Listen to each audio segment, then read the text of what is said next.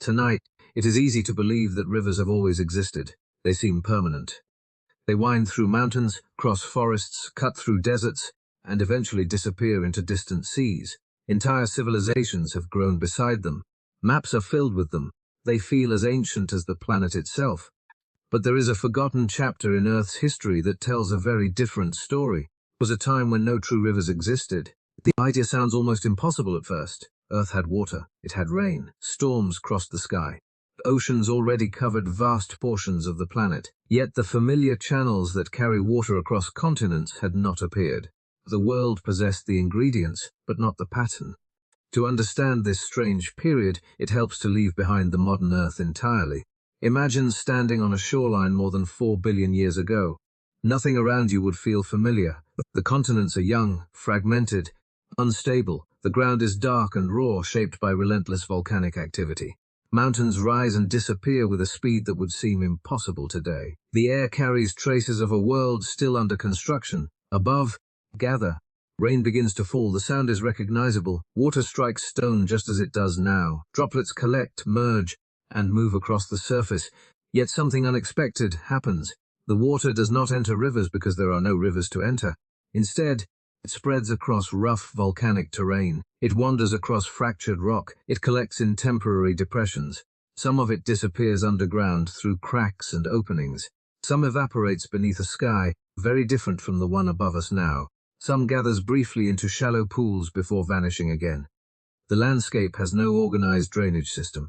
No branching networks stretch toward the sea. No winding channels carve through valleys. No floodplains wait beside stable banks. The geography that feels so natural today has not yet been invented. This ancient Earth resembles less a finished world and more an experiment still unfolding, and that raises a remarkable question. If rain was already falling and oceans already existed, why did rivers not appear immediately? People assume rivers are automatic. Water falls from the sky, gravity pulls it downhill, and rivers emerge. Yet the history of Earth suggests something more complicated. Rivers are not guaranteed. They are not a default feature of every landscape. They require conditions that take immense spans of time to develop. In the distant past, those conditions had not fully arrived. The surface was too unstable. Volcanic forces constantly reshaped the terrain. Newly formed pathways could disappear beneath fresh rock. Rising land could alter the direction of flow. The planet was changing so rapidly that long-lasting channels struggled to survive. It was still learning how to organize its water.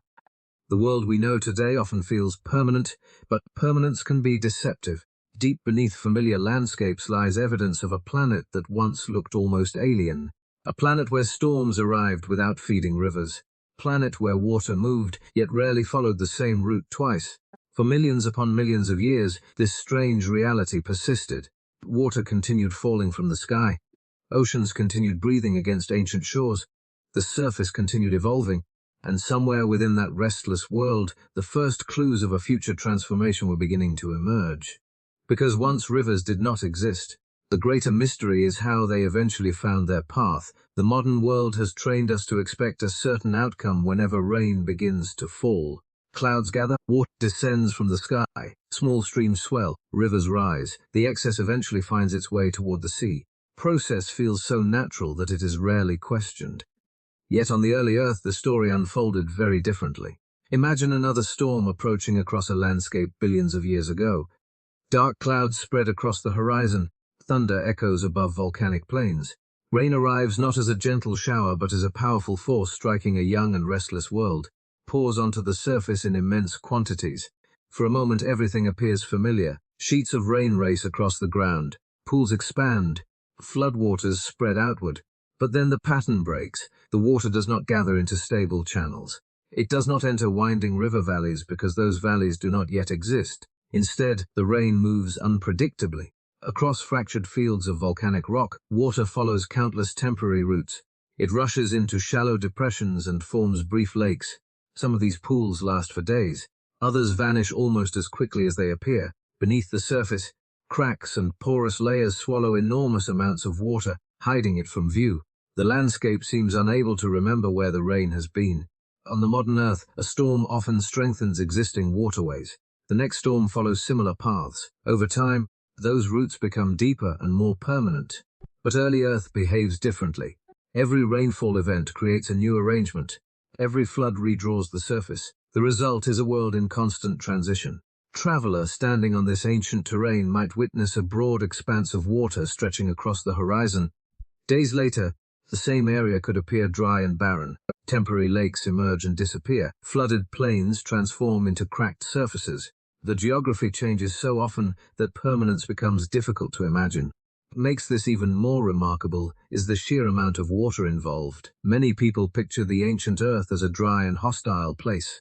In reality, there may have been periods when enormous storms delivered staggering quantities of rainfall. Vast regions could have experienced flooding on scales difficult to visualize today. Yet despite all that water, rivers remained elusive. This is one of the great surprises hidden within Earth's distant past. Water alone was not enough. Storm after storm arrived. Floodwaters spread across the surface. Entire regions may have been temporarily submerged. But when the rains ended, the evidence often disappeared with them. The land simply refused to preserve those pathways. Part of the reason was the planet itself. Volcanic activity remained intense. Fresh lava flows altered the terrain. New rock buried old surfaces. Uplift changed elevations. Fractures opened and closed. Any fragile channels that began forming faced a difficult challenge. Before they could mature into lasting systems, the landscape often changed around them. Earth was still unsettled. It was a world where the ground beneath the rain could transform faster than the water could organize itself. This creates an image both strange and fascinating. A planet with oceans, a planet with storms, a planet with floods powerful enough to reshape local environments. Yet somehow, a planet without true rivers. The more closely this ancient world is examined, the more mysterious it becomes. If water existed in abundance and gravity was already pulling it downhill, then rain itself cannot explain the absence of rivers. Something deeper was missing. Some hidden ingredient within the landscape had not yet arrived, and until it did, Earth's water would continue wandering across the surface without finding a permanent path. By now, the mystery has become difficult to ignore. Possessed water, it possessed gravity. Storms crossed the sky and rain fell onto the land. Oceans expanded across vast portions of the planet. All the obvious ingredients seemed to be present, and yet rivers remained absent. At first glance, this feels contradictory. Water naturally flows downhill. If enough rain falls on a landscape, rivers should appear. That assumption seems reasonable because it matches the world people know today. But the deeper scientists look into Earth's distant past, clearer another reality becomes. Water alone does not create rivers. Something else is required. To understand what was missing, it helps to stop thinking about rivers as simple streams of water and begin thinking about them as long-term relationships between water and land. A river is not merely moving liquid. It is a pathway preserved across time. It is a route that survives one storm, then another, and then thousands more. For that to happen, the landscape itself must cooperate. The early Earth was rarely willing to do so. Continents of that distant era were not the stable landmasses visible on modern maps. Many were smaller, fragmented, and constantly changing. Beneath them, powerful geological forces remained active. Deep within the planet, heat continued, driving enormous movements in the crust. The surface reflected that unrest. Volcanoes erupted frequently. Fresh lava covered existing terrain. Sections of land rose upward while others sank. Fractures opened across the ground. Entire regions changed shape over spans of time that, although long by human standards, were remarkably brief in geological terms. Imagine trying to draw a path across wet sand while the ground beneath it never stops shifting. Each time a route begins to form, it disappears. That was the challenge facing Earth's earliest attempts at river creation. Tiny channels may have emerged after storms. Water likely found preferred directions in certain locations. These fragile pathways rarely survived long enough to become permanent features. A volcanic eruption could bury them. Tectonic forces could alter the slope of the land. New fractures could redirect water elsewhere. The landscape kept rewriting itself. In many ways, it resembled a construction site still under development. The foundations existed, but the final structure had not yet taken shape. Looking at that ancient world and expecting modern rivers would be like walking through a city while it is still being built and wondering why the streets are unfinished. The roads cannot appear until the city itself becomes stable enough to support them. And here lies one of the most surprising twists in the entire story.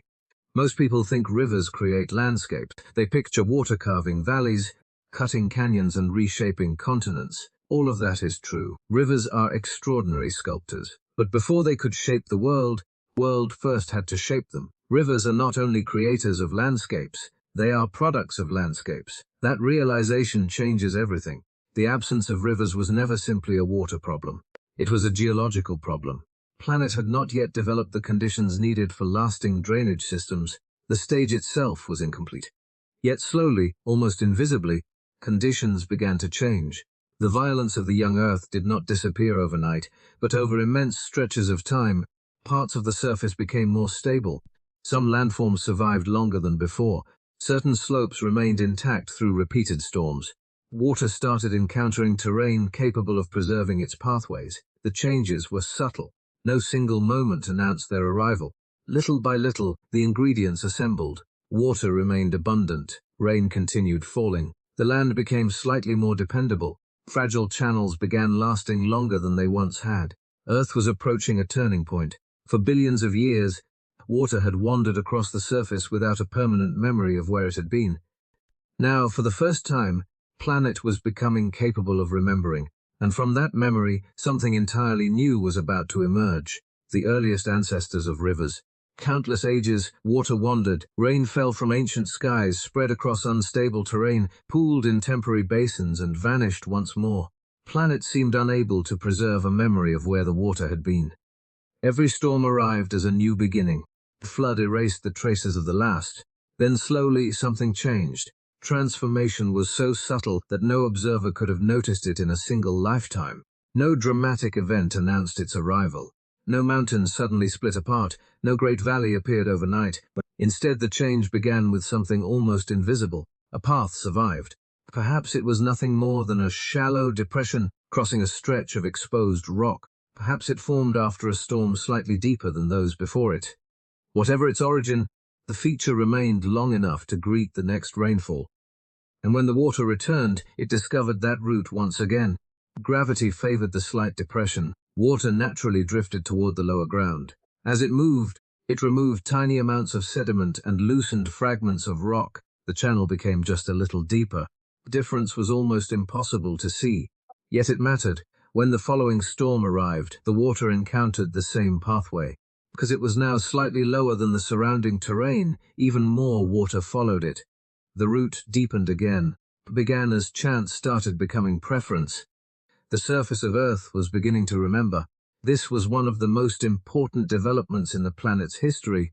Although it appeared remarkably unimpressive at the time, modern people often imagine the first rivers as dramatic features cutting through landscapes. The reality was likely far more modest. The earliest ancestors of rivers may have been little more than faint grooves. No towering canyon marked their presence. No broad floodplain stretched beside them. They were fragile features, easily overlooked and easily mistaken for temporary scars upon the land. Yet their significance was enormous. For the first time, water was no longer choosing entirely new routes after every storm. Certain pathways began surviving long enough to influence future movement. The land and the water were entering into a relationship. Each rainfall reinforced what previous rainfall had started. A small channel carried slightly more water. More water created slightly more erosion. Additional erosion made the route easier to follow. The cycle repeated again and again. What appears simple became powerful. Immense spans of time, this feedback process transformed the planet. Tiny changes accumulated, minuscule differences multiplied. The effects of one storm carried forward into the next.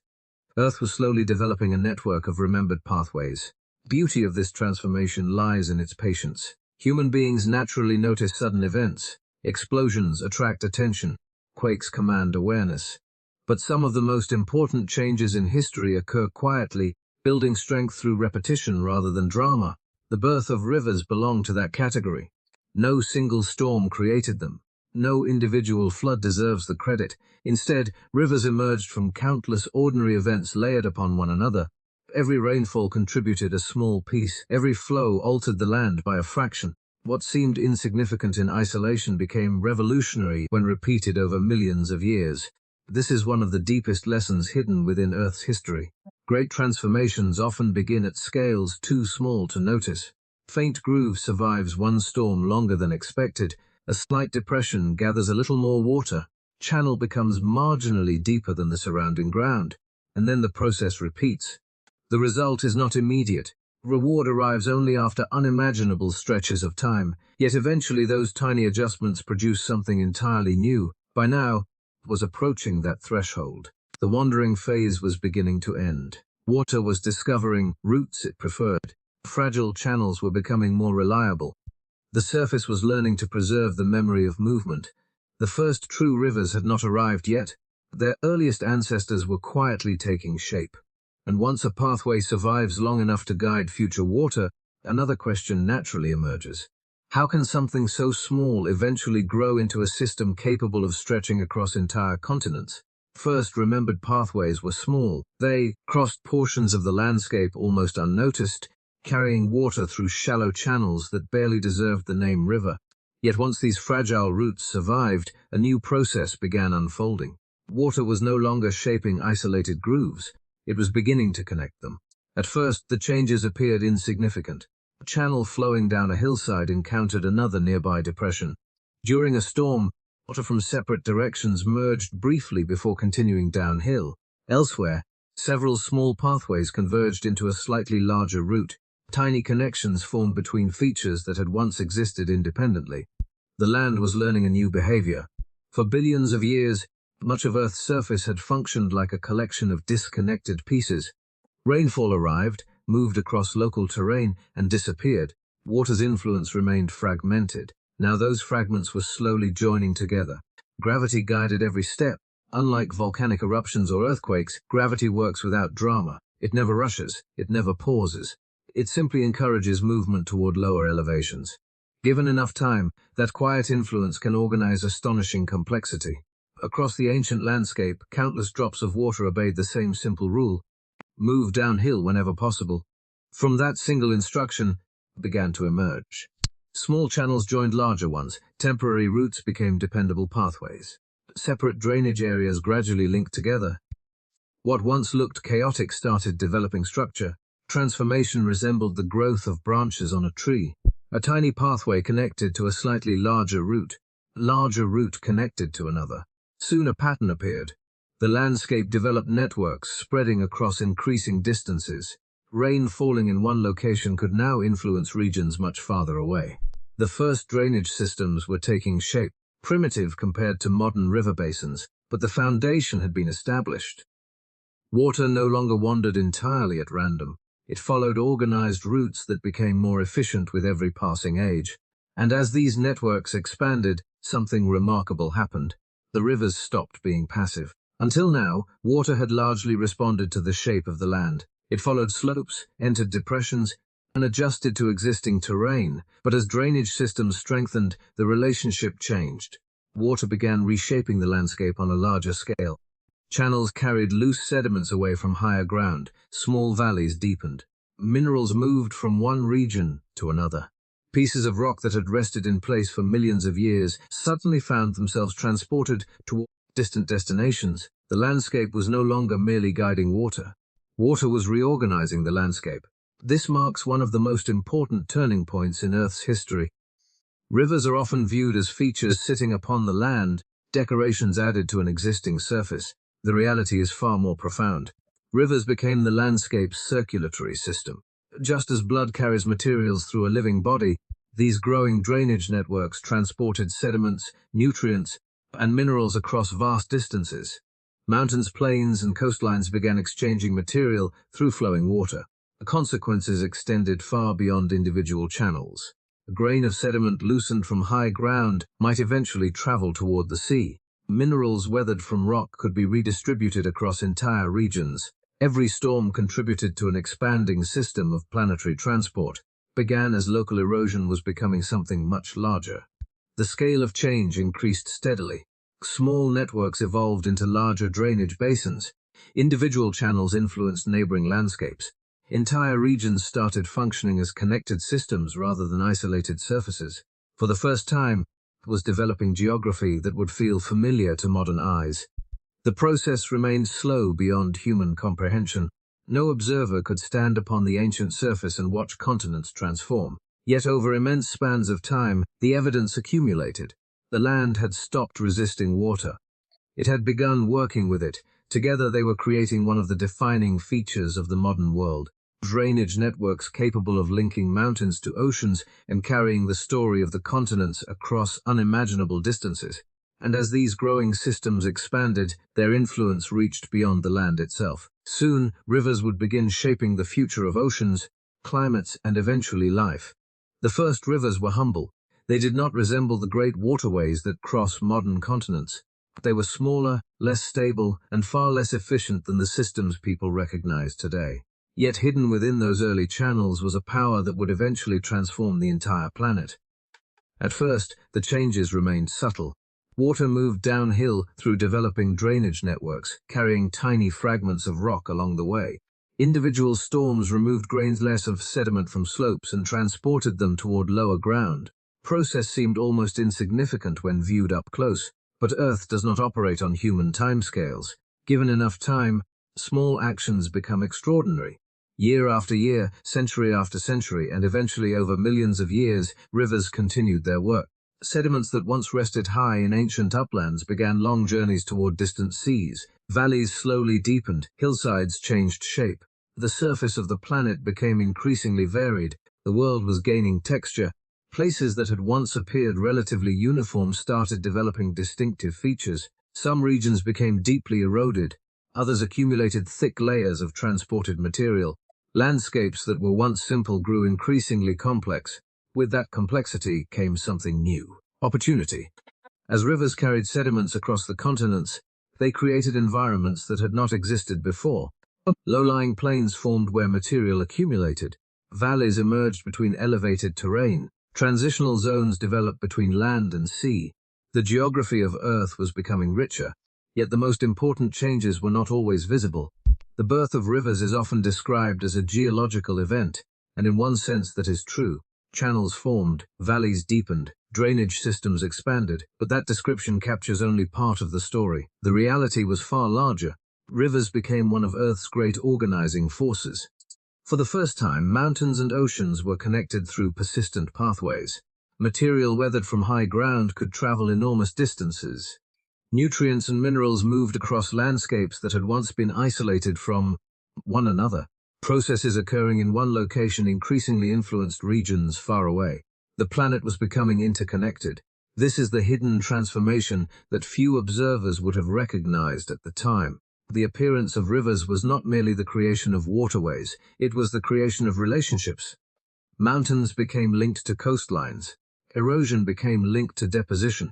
Weathering became linked to climate. The movement of water began tying separate parts of the world together, started functioning as a more integrated system. Many of the features people associate with the modern planet trace their origins back to this transformation.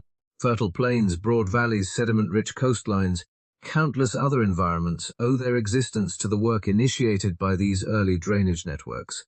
Without rivers, the world would have followed a very different path. The familiar landscapes visible today are not simply products of rock, water, and time. They are products of organized flow. Rivers helped create the physical framework upon which much of Earth's later history would unfold. The remarkable part is that none of this happened suddenly. No single river changed the planet. No individual flood reshaped a continent. Transformation emerged gradually from countless interactions repeated across immense spans of time. Every storm contributed, every channel deepened, every grain of sediment carried downstream became part of a larger story, and that story was only beginning. Although rivers had finally appeared, they remained primitive compared to the systems that would come later. Their channels were still relatively simple. Their influence, while growing, had not yet reached its full potential. Another force was approaching. At first, its arrival would seem insignificant. Tiny organisms would begin spreading across portions of the land. They would not build mountains or redirect oceans. They would not possess great strength or intelligence. Yet their impact would eventually rival the influence of rivers themselves. The next great transformation in Earth's history would not come from geology alone. It would come from life. Once life began establishing itself on land, rivers would never be the same again. By now, the world is beginning to look familiar. Rivers flow across portions of the continents. Valleys deepen beneath moving water. Sediments travel steadily toward distant seas. For the first time in Earth's history, Recognizable drainage networks connect large regions of the planet. Yet if a modern traveler could stand beside one of these ancient rivers, the experience would feel deeply unsettling. Something important would be missing. The water itself might seem recognizable enough. It winds through channels and follows the contours of the landscape. It rises during storms and falls during calmer periods. From a distance, it resembles the rivers people know today.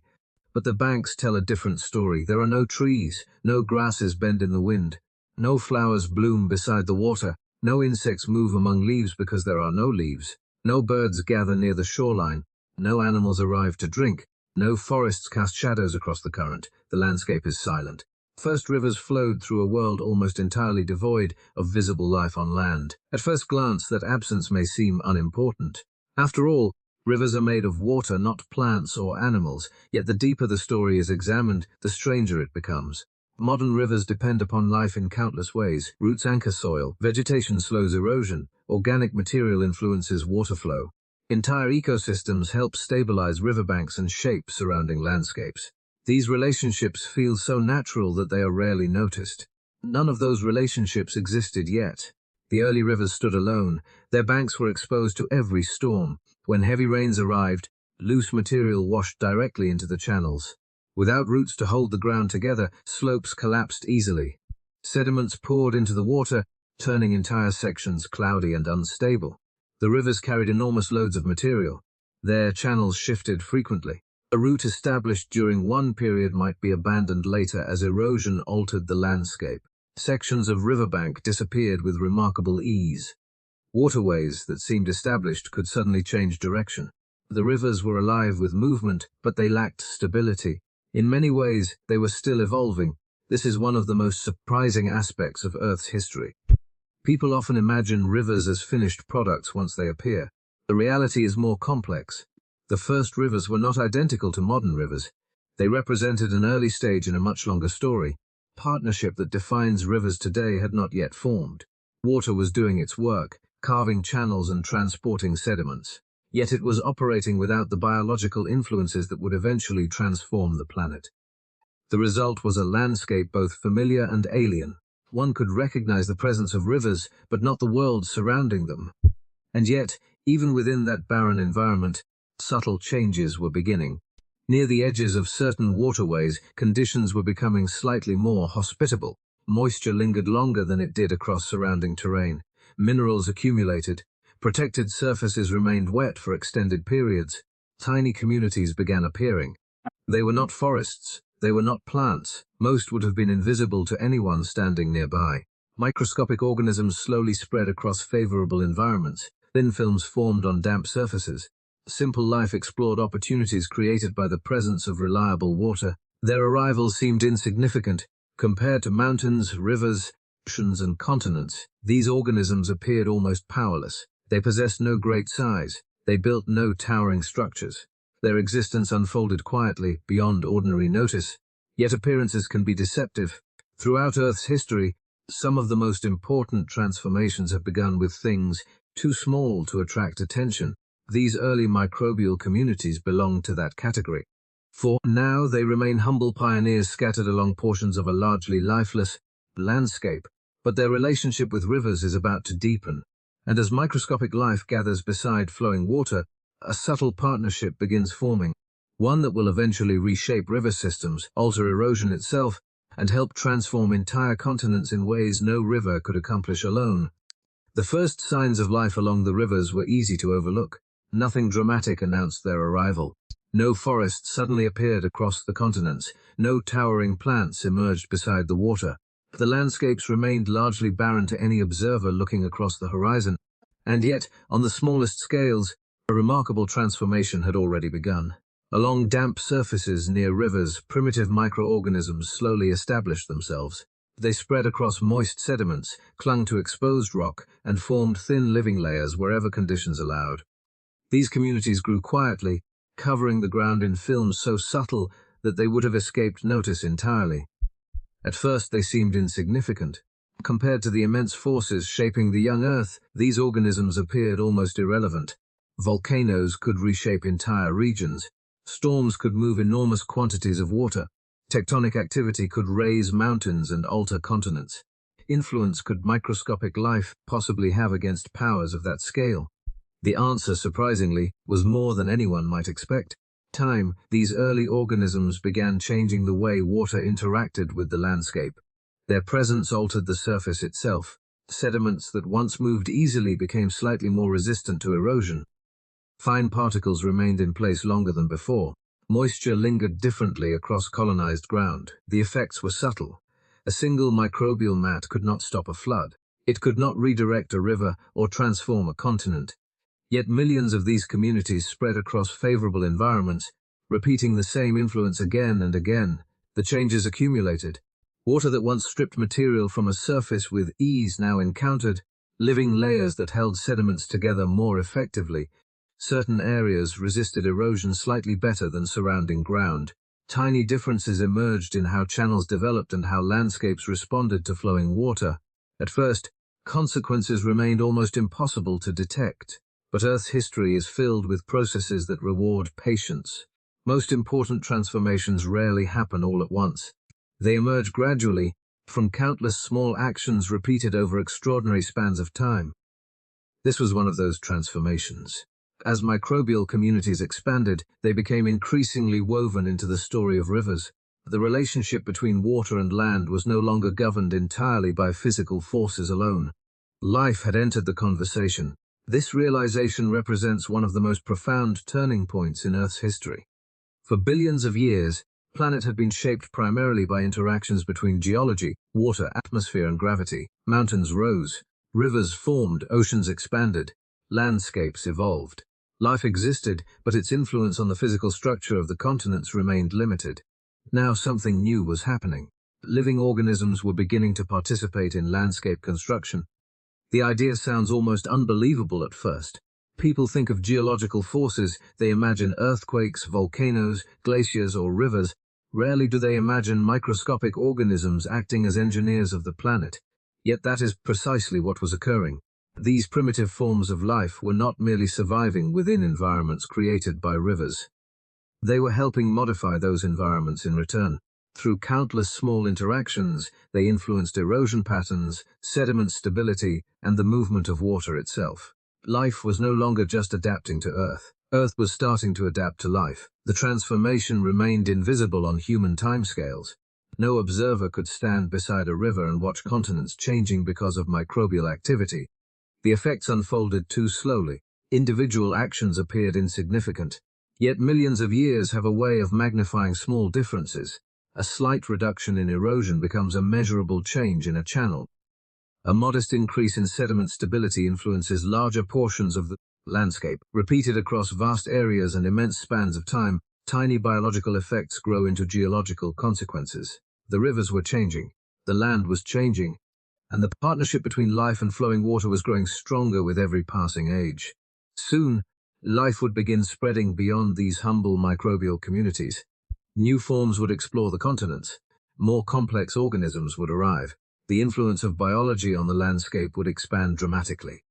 As that happened, the relationship between rivers and the land would enter an entirely new phase, one capable of reshaping the face of the world itself.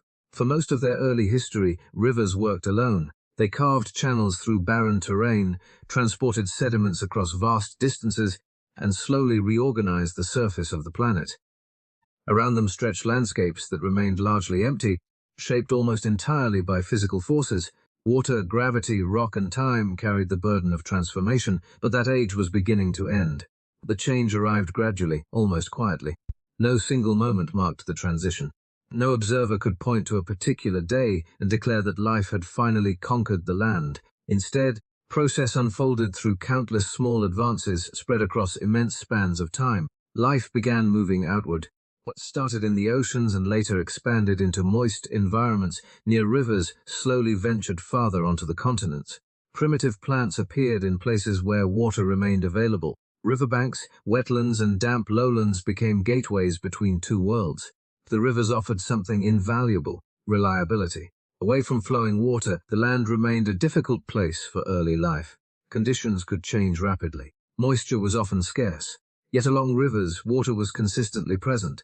These environments provided opportunities unavailable elsewhere across the landscape. The first plants took advantage of them. At first, they were simple compared to the vegetation familiar today. No vast forests covered the continents. No towering trees dominated the horizon. Yet despite their modest appearance, these early pioneers carried a revolutionary innovation.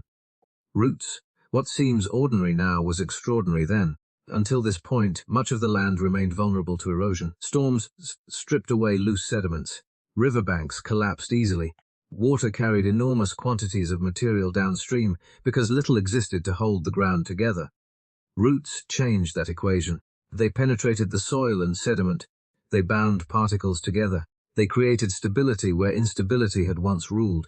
Areas that previously washed away during storms began resisting erosion more effectively. The effects extended far beyond the plants themselves. Riverbanks became stronger. Sediments remained in place longer. Slopes behaved differently during heavy rainfall. Water encountered landscapes that were increasingly anchored by living systems. The transformation was subtle at first. No river suddenly changed overnight. Yet the influence of roots accumulated year after year, century after century, and eventually across millions of years. The relationship between rivers and the surrounding land entered an entirely new phase. So did weathering. Plant life altered how rocks broke down. Organic material interacted with minerals. Soils began developing in ways that had rarely occurred before.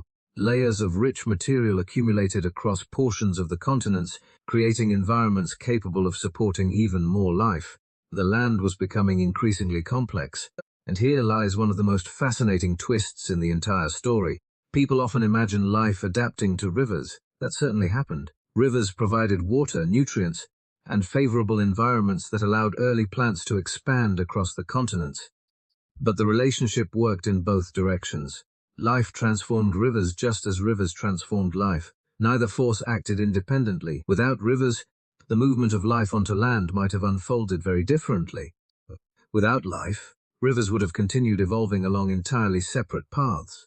Together they formed a partnership that reshaped the planet. The consequences were enormous. River systems became more stable. Landscapes developed new patterns. Sediments moved differently. Soils accumulated. Entire environments emerged from interactions between flowing water and living organisms. For the first time, rivers began looking increasingly familiar. Not because they had stopped changing, but because they were becoming part of a world that modern observers would recognize. The foundations of future ecosystems were being established. The relationship between water and life was growing deeper with every passing age. Yet even as rivers matured, another challenge approached. It would not come from biology. It would come from the continents themselves. Deep beneath the surface, powerful geological forces continued moving vast sections of Earth's crust. Land masses were drifting, mountains would rise, oceans would open and close, entire regions would be rearranged. The partnership between life and rivers had transformed the landscape. Now those landscapes were about to be transformed again. As life stabilized river systems, Earth's continents began reshaping themselves on a scale far greater than anything the rivers had yet encountered. By now, rivers have become familiar companions in Earth's story. They carve valleys, transport sediments, stabilize landscapes, and help support the gradual spread of life across the continents. Their channels appear increasingly permanent. Their influence grows with every passing age. It is tempting to imagine that they have finally found their place in the world. Appearances can be misleading.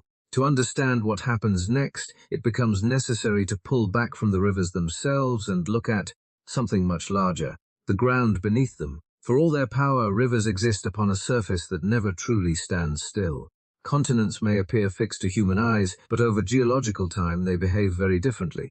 They drift, collide, fracture, and rearrange themselves in a slow dance that has been unfolding for billions of years. The rivers did not know it. The land beneath them was moving. Deep within the planet, enormous forces continued shaping Earth's crust. Past sections of the surface shifted gradually across the globe. Oceans widened and narrowed. New seas formed while older ones disappeared. Mountain ranges rose where continents collided, and entire regions sank beneath the weight of geological change. The planet remained restless. At first, these movements seem almost impossible to imagine. Human lifetimes are too short to witness them directly. Continent does not appear to move. A mountain does not appear to rise. Yet given enough time, the effects become extraordinary, and rivers feel every one of them.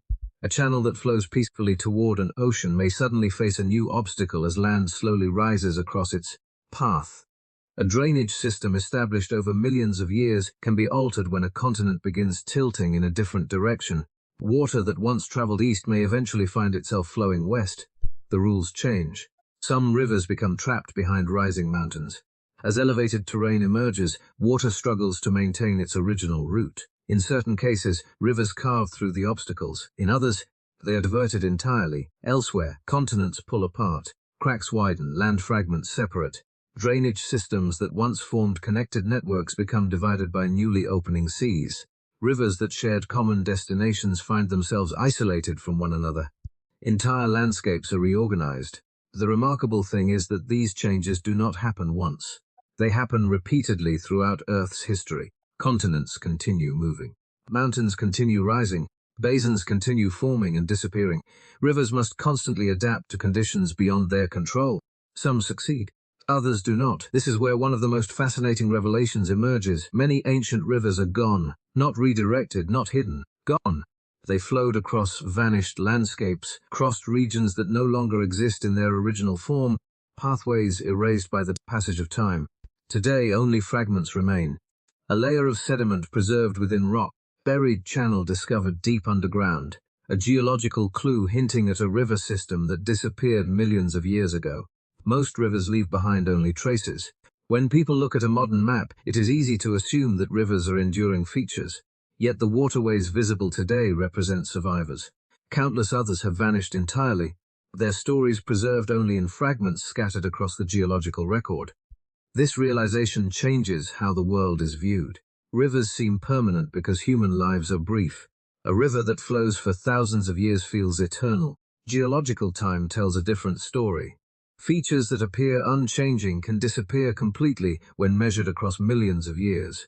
The Earth is not a static stage, it is a constantly evolving system, and rivers are participants in that evolution, adapting, shifting, and sometimes disappearing as the continents beneath them continue their endless movement.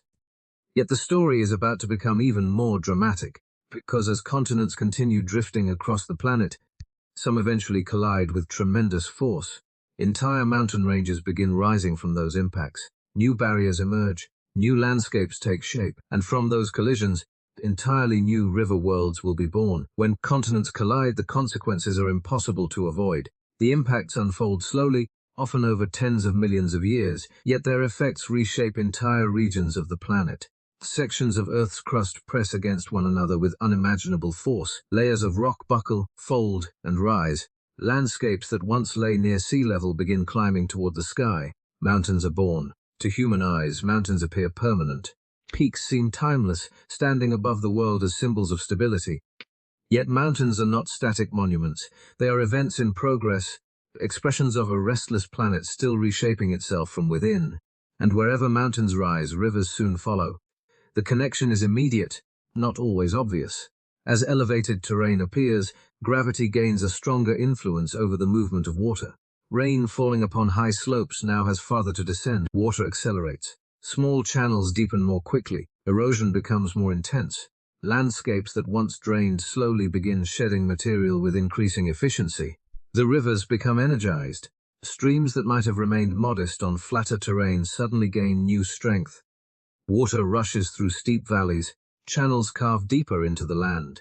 Sediments loosen from exposed rock and begin moving toward lower elevations. Entire drainage systems emerge. Places that once lacked organized waterways can develop extensive networks after mountain building alters the landscape. New rivers appear. Existing rivers expand.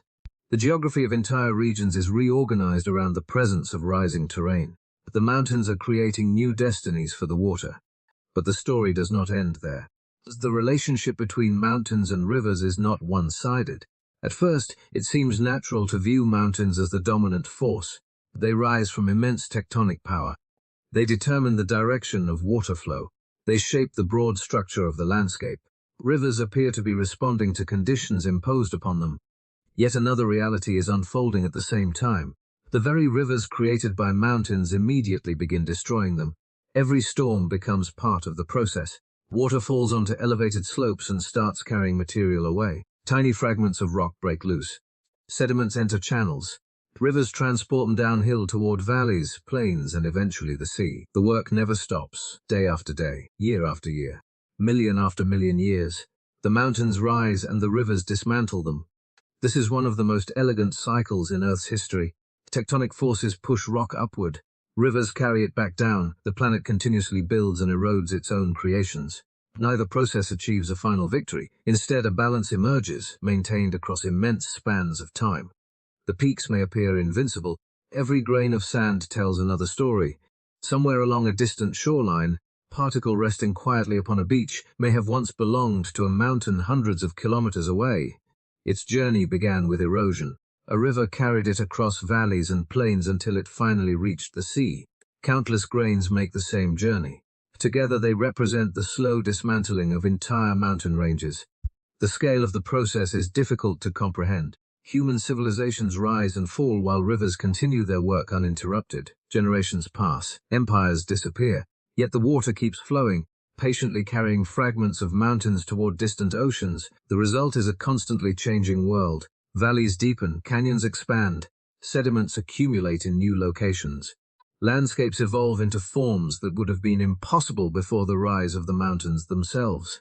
And with each passing age, rivers become more powerful agents of transformation. What began as pathways for water are becoming engines of continental change. Their influence extends farther than ever before. The materials they transport create new environments, new landscapes, and new opportunities across the planet. As rivers gain power, they begin reshaping continents so thoroughly that entirely new worlds start emerging from the sediments they leave behind. If mountains are the source of the story, rivers are the messengers. For millions of years, water has moved across the continents carrying fragments of the land with it. Tiny grains of sand, particles of clay, dissolved minerals, and broken pieces of rock all begin journeys that can last far longer than any civilization. To a casual observer, sediment may appear ordinary, yet hidden within those particles is evidence of one of the greatest transportation systems Earth has ever known. The journey often begins high above the surrounding landscape. A mountain peak stands exposed to wind, rain, ice, and changing temperatures. Slowly, rock weakens, small fragments break free, gravity pulls them downward. Eventually, flowing water takes over. From that moment forward, the river becomes their guide. The sediments move through channels, valleys, and floodplains. Some travel only short distances before settling. Others continue onward for hundreds or even thousands of kilometers. Every storm, every seasonal flood, and every shift in water flow helps move pieces of the continents from one place to another. The process never truly stops. What makes this remarkable is the scale. People often think of continents as permanent structures. They appear solid, ancient, and unchanging. Yet viewed across geological time, continents behave very differently. They are constantly being dismantled and rebuilt. Material is removed from one location and deposited in another. Elevated regions lose mass while low-lying regions gain it. Rivers connect every stage of that transformation. Without them, much of the material eroded from mountains would remain trapped nearby. Instead, rivers distribute it across enormous distances. They serve as the transportation network linking highlands to plains, plains to deltas, and deltas to oceans. The continents are continuously recycling themselves. This realization changes the way ordinary landscapes are viewed. Broad plain may not be made from local rock at all. The ground beneath it could contain sediments carried from distant mountains long vanished from horizon. Layers beneath modern cities may have originated hundreds or thousands of kilometers away before rivers slowly relocated them. But the land beneath people's feet often has a far more complicated history than it appears. A grain of sand resting quietly in a field may have begun its journey in an ancient mountain range. A rock buried beneath a modern building could contain material transported across an entire continent. Piers local is frequently part of a much larger story. Entire pieces of continents have traveled hidden inside river sediments. The movement occurs so gradually that it escapes attention, yet the cumulative effect is extraordinary. Over hundreds of millions of years, rivers have redistributed staggering quantities of material. They have reshaped coastlines, built deltas, filled basins, and transformed the appearance of entire regions. The world is constantly being rearranged, and the rivers are among the primary architects responsible. By now, their role extends far beyond carrying water. They carve valleys, transport sediments, stabilize ecosystems, influence weathering, and connect distant parts of the planet into a single evolving system. They have become essential participants in the construction of Earth's surface. The modern world would look entirely different without them. Many of the landscapes people consider natural owe their existence to countless ages of river activity. Plains, floodplains, deltas, fertile valleys, and coastal environments all bear the signature of moving water. The rivers have grown into forces of planetary significance, yet even these powerful systems are not beyond challenge. Throughout their history, rivers adapted to changing continents, rising mountains, and the spread of life across the land. Each transformation forced them to evolve. Each new condition reshaped their pathways. Now another change approaches. It will not emerge from the movement of continents or the rise of mountains. Instead, it will come from the sky, the atmosphere, and the changing rhythms of the planet itself. The climate is beginning to shift, and as temperatures rise and fall, as ice advances and retreats, rivers will soon face some of the greatest tests in their long history, sometimes becoming forces of destruction and sometimes disappearing altogether. For hundreds of millions of years, rivers adapted to a changing world. They survived the rise of mountains, the movement of continents, and the gradual spread of life across the land. Again and again they adjusted to new conditions. Yet there were moments in Earth's history when the challenges became so extreme that entire river systems seemed on the verge of disappearing. One of those moments arrived when the planet began to freeze. The transformation unfolded slowly at first. Temperatures declined, winters grew longer, snow remained on the ground for greater portions of the year. In high regions, ice accumulated faster than it could melt. Then the ice kept growing. Century after century, immense glaciers expanded across the landscape.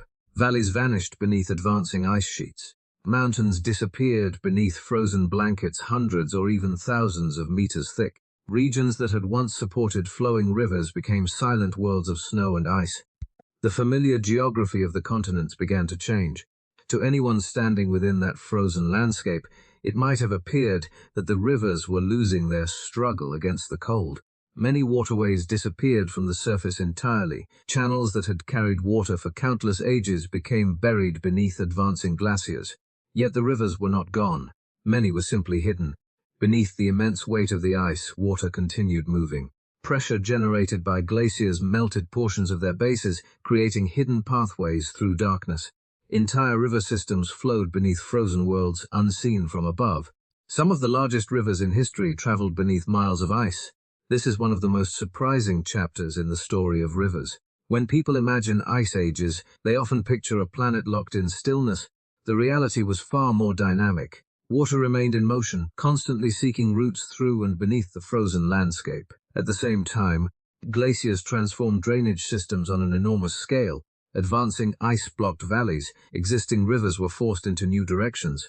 Some channels were sealed entirely. Others merged into unfamiliar networks.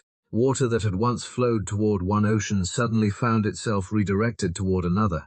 The map of the world was being rewritten. As glaciers expanded and retreated, rivers repeatedly adapted. They carved new routes, abandoned old ones, and responded to changing conditions with remarkable flexibility. Entire drainage basins were reorganized by the movement of ice. Then came the floods. When vast quantities of meltwater accumulated behind natural ice barriers, enormous lakes formed. These reservoirs sometimes held staggering volumes of water. For years, centuries, or even longer, they remained trapped behind frozen walls.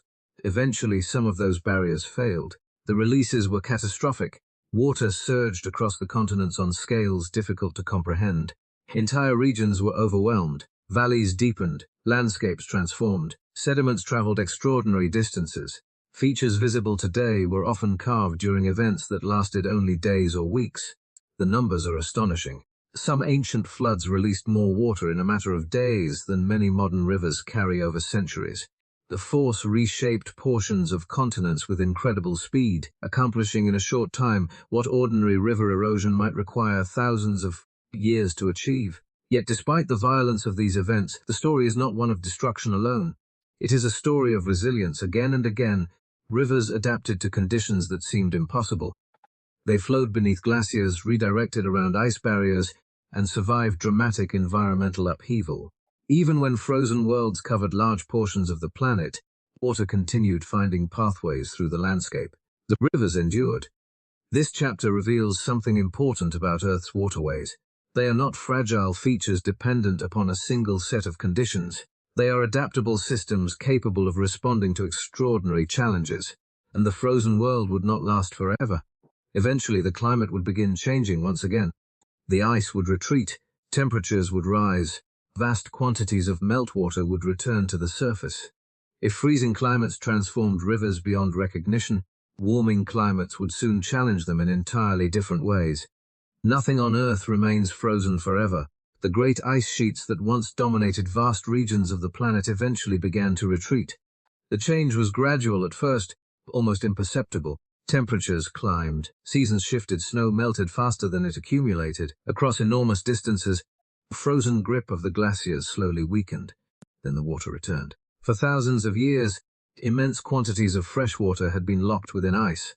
As the climate warmed, that stored water re-entered the planet's rivers, lakes, and oceans. Landscapes that had spent ages beneath frozen silence suddenly encountered moving water once again. The transformation was dramatic. Rivers expanded beyond their former channels.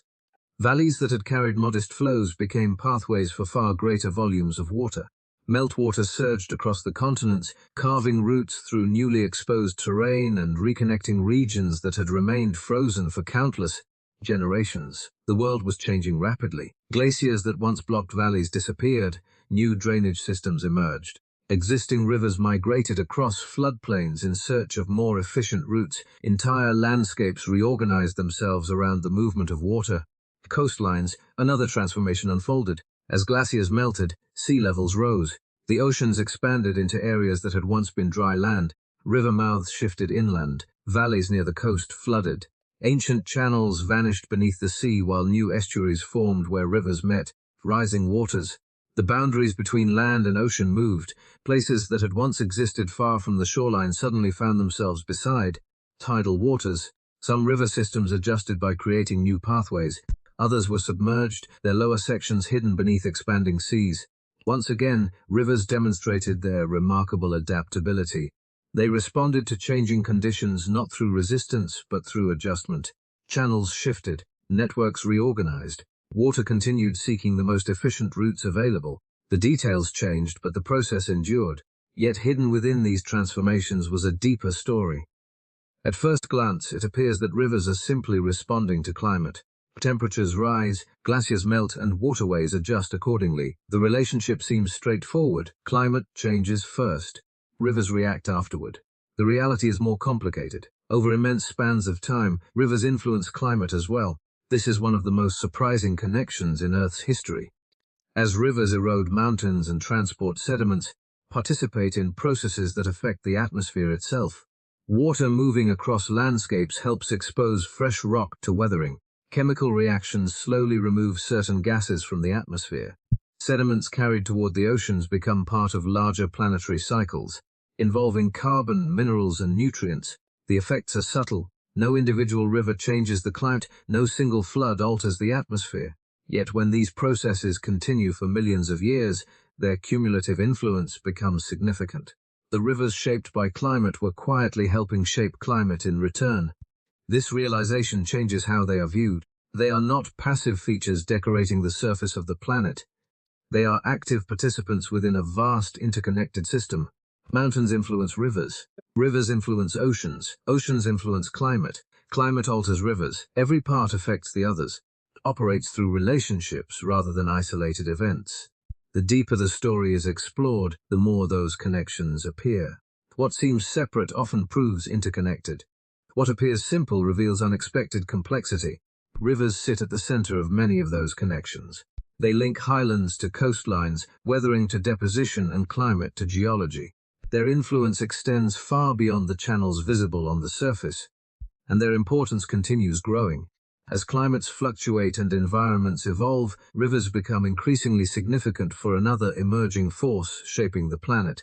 Life is spreading, diversifying, and becoming more complex. Ecosystems are expanding across the continents. New forms of interaction are appearing between land, water, and living organisms. The next chapter of the story belongs to that relationship. Because as climates continue changing and rivers continue adapting, flowing water will become one of the most important foundations upon which advanced life is built. By this point in Earth's history, rivers have become something far greater than channels carrying water. They have survived drifting continents, rising mountains, advancing glaciers, and changing climates. Again and again they adapted. Again and again they helped reshape the planet. Yet one of their most important contributions is only now becoming fully visible. Rivers helped create the conditions that allowed complex life to flourish. The process unfolded slowly, almost invisibly.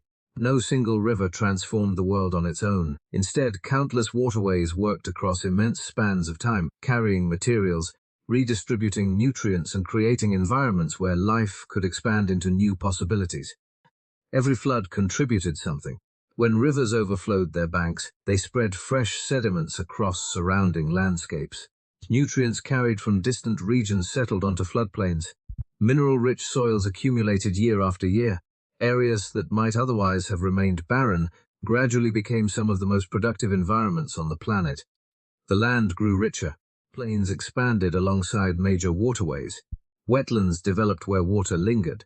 Seasonal flooding renewed ecosystems rather than destroying them. The same processes that occasionally appeared chaotic also created extraordinary opportunities for life. The rivers became providers. Plants found fertile ground. Animals discovered reliable sources of water and food. Entire communities of organisms established themselves around the rhythms of flowing water. Habitats diversified as landscapes became more varied and interconnected. A river valley was no longer merely a geological feature. It became a living environment. Across the continents, rivers linked ecosystems together. Nutrients moved from one region to another. Organic material traveled downstream. Water connected habitats that might otherwise have remained isolated. Life spread along these natural corridors, following pathways that rivers had established over millions of years. The influence of flowing water reached almost everywhere. This marks another important shift in perspective. For much of their history, rivers were viewed primarily as geological forces. They carved valleys, transported sediments, and reshaped terrain. Those roles remain essential, but they tell only part of the story. Rivers are also biological lifelines. Without them, many ecosystems would never have developed in the forms people recognize today. Their influence extends far beyond erosion and deposition. They help sustain the living world itself. The deeper the story is explored, more connections appear. Mountains create rivers. Rivers wear down mountains. Climate alters rivers. Rivers influence climate. Life adapts to rivers. Rivers support life. What once seemed like separate chapters in Earth's history now reveal themselves as parts of a single, interconnected system. Everything begins linking together. This realization leads to one of the most profound discoveries in the entire story. Nearly every major stage of Earth's surface evolution has become connected to rivers. The movement of continents influences them.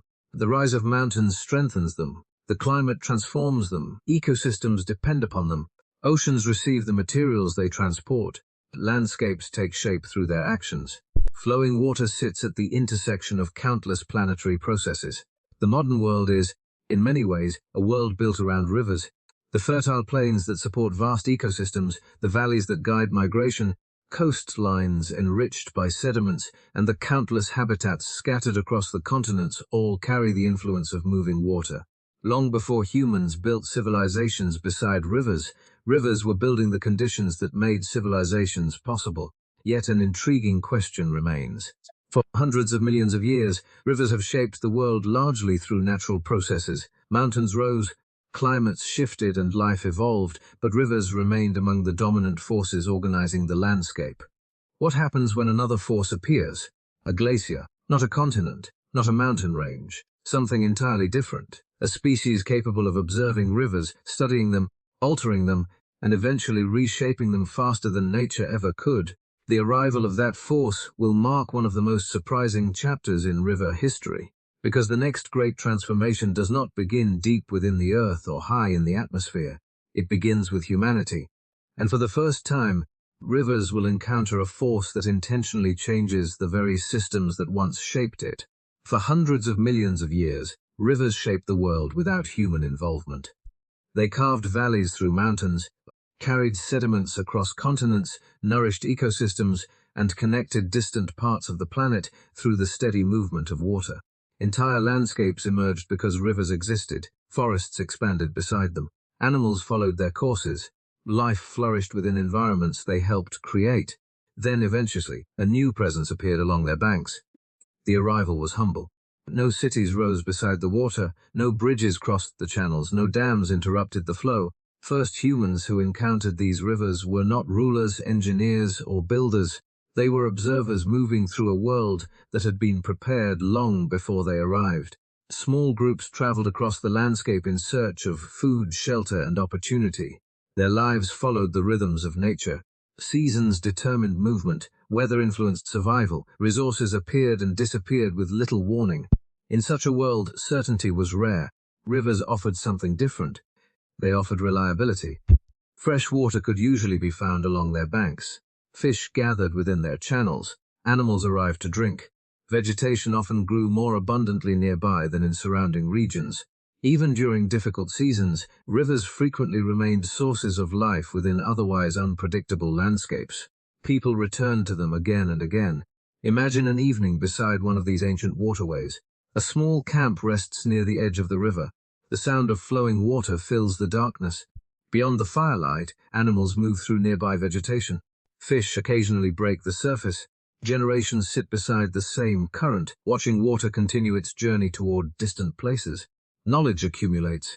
Certain locations prove dependable. Particular stretches of river provide food year after year. Seasonal patterns become familiar. The landscape begins revealing its secrets to those who observe carefully. The relationship grows slowly. At first, people follow rivers because doing so increases their chances of survival. Yet something deeper is happening. Rivers become natural gathering places. They guide movement across the continents. They act as pathways through wilderness. They connect environments rich with opportunity. The rivers are shaping human decisions. This leads to one of the most fascinating realizations in the story. People did not choose rivers simply because they were convenient. The rivers had already spent millions of years creating the environments humans needed. Long before the first camps appeared along their banks, rivers had been preparing the stage. They built fertile valleys through the transport of sediments. They created productive ecosystems by distributing nutrients. They carved corridors through mountains and landscapes, making movement easier across vast regions. The world that welcomed humanity was, in part, a river-made world. This perspective changes the story entirely. Instead of imagining humans discovering rivers, it becomes possible to imagine rivers quietly guiding humanity towards specific places. The environments where people could thrive were often the environments rivers had spent ages constructing. Partnership began before either side understood it. Humans depended upon rivers long before they learned how deeply. Rivers supported ecosystems that provided food. They maintained fertile landscapes that encouraged settlement. They created predictable resources within a world often defined by uncertainty. And because of that reliability, people kept returning. Season after season, generation after generation. The camps became familiar places. Knowledge of local waterways deepened. Routes along the rivers grew increasingly important. The connection between people and flowing water strengthened with every passing age. Began as temporary visits slowly evolved into something more permanent. The rivers remained unchanged in one sense. They continued flowing toward the sea as they always had. Yet their role within the story was beginning to shift. For the first time, another intelligent observer was paying attention. And as people returned repeatedly to the same riverbanks, the simple camps of wandering groups would gradually transform into something entirely new, something that would alter both human history and the rivers themselves forever. The first camps beside rivers were never intended to become permanent.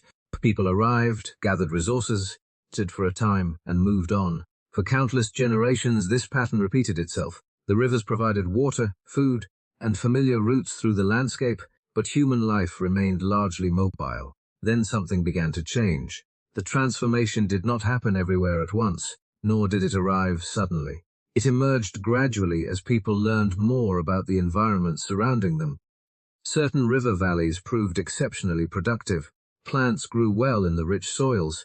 Water remained available throughout much of the year. The same locations continued rewarding those who returned. Some groups stayed longer. Others returned more frequently. Over time, observation became understanding. People noticed patterns hidden within the rhythm of the rivers. Floodwaters arrived, spread across the surrounding land, and eventually receded. When the water withdrew, something remarkable remained behind.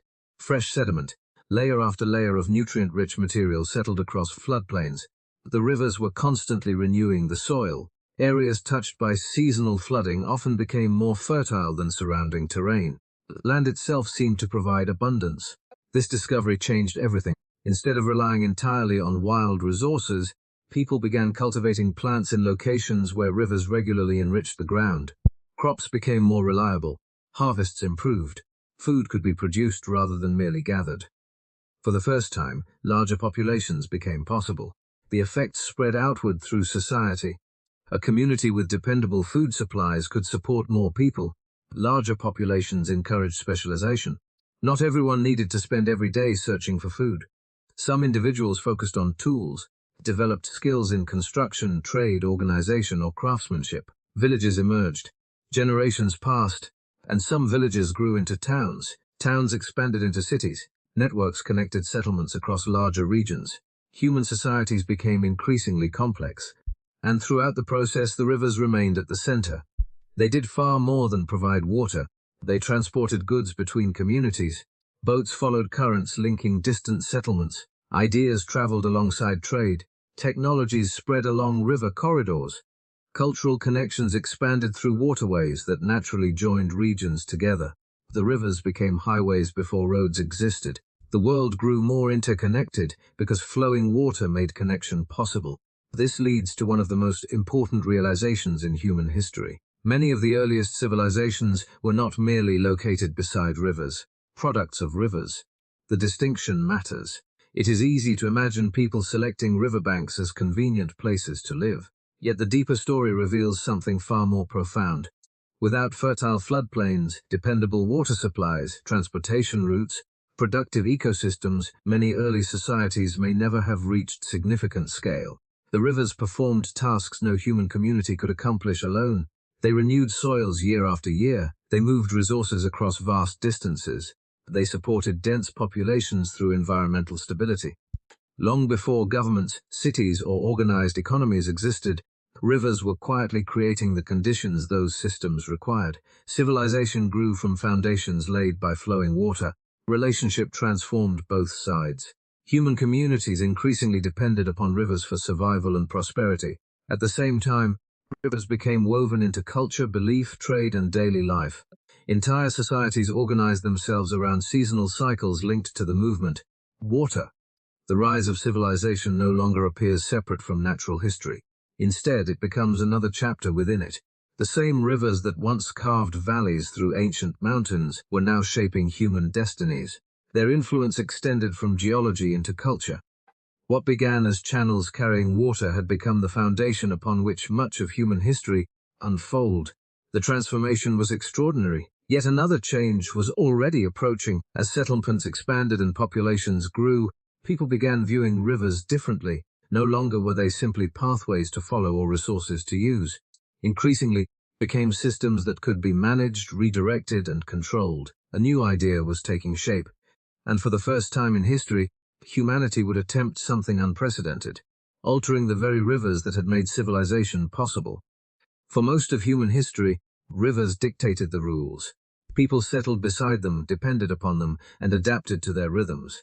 Communities learned when floods would arrive, when waters would recede, and where fertile soils would appear. Survival often depended upon understanding the river rather than changing it. As civilizations grew, a new idea emerged. Instead of simply responding to rivers, people began wondering whether rivers could respond to them. The earliest efforts were modest. A shallow channel was dug to guide water toward a field. A small embankment was built to protect crops from flooding. Simple storage areas collected water for drier periods. Compared to the immense power of natural river systems, these interventions appeared almost insignificant. Yet something important had changed. First time a species was intentionally altering the movement of water. The scale remained small at first. Rivers still dominated the relationship. Floods could erase years of labor in a single season. Droughts could render carefully planned systems useless. Human engineering remained limited compared to the forces of nature. Even so, the direction of the relationship had shifted. Water that once flowed exclusively according to natural conditions was now being guided by human decisions. Small channels connected rivers to agricultural fields. Irrigation systems expanded productive land beyond the immediate floodplain. Communities learned how to distribute water to places it might never have reached naturally. The rewards were substantial. Reliable irrigation allowed crops to grow in greater quantities. Food production increased. Populations expanded. Larger settlements became possible. Entire regions benefited from greater control over water resources. The rivers were no longer merely supporting civilization, they were becoming tools of civilization. This transformation was not primarily technological, it was philosophical. For countless generations, rivers had been viewed as powerful natural forces.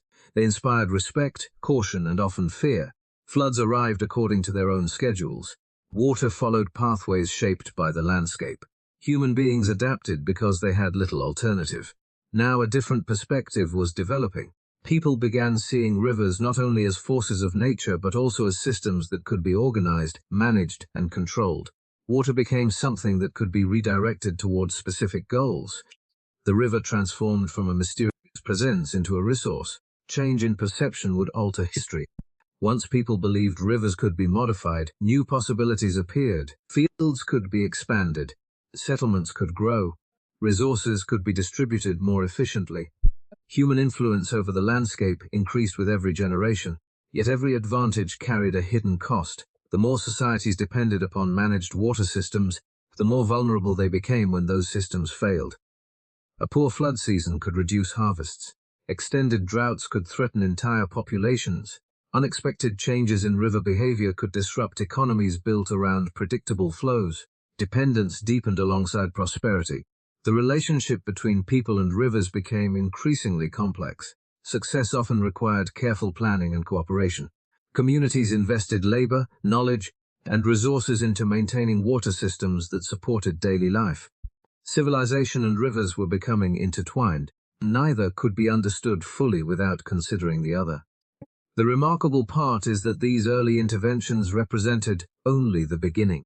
Ancient irrigation channels and small-scale water management projects may appear simple today, but they established a precedent with enormous consequences. They proved that rivers could be altered. Once that idea existed, future generations would push it further. The ambitions of humanity would continue growing. Settlements would become cities. Cities would become empires. Technologies would advance. Engineering knowledge would expand.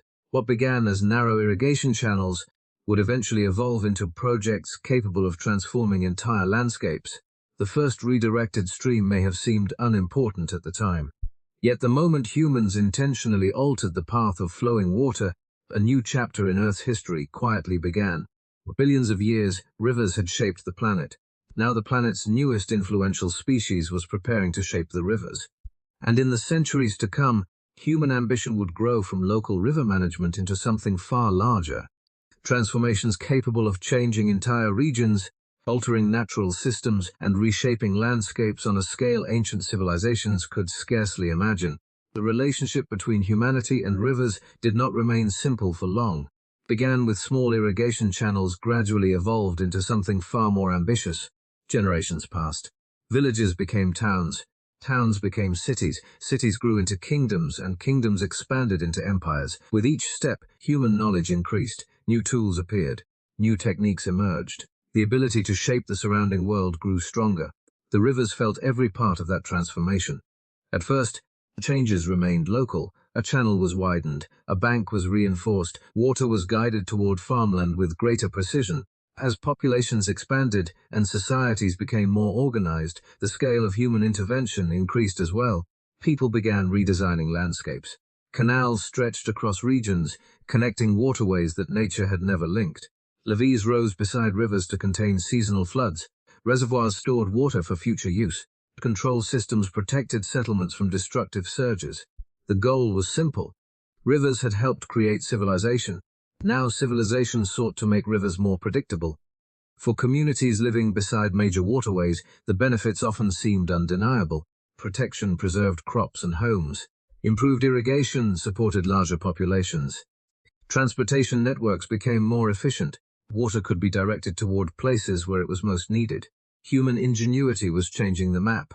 Over centuries, these projects multiplied. Individual modifications joined larger systems.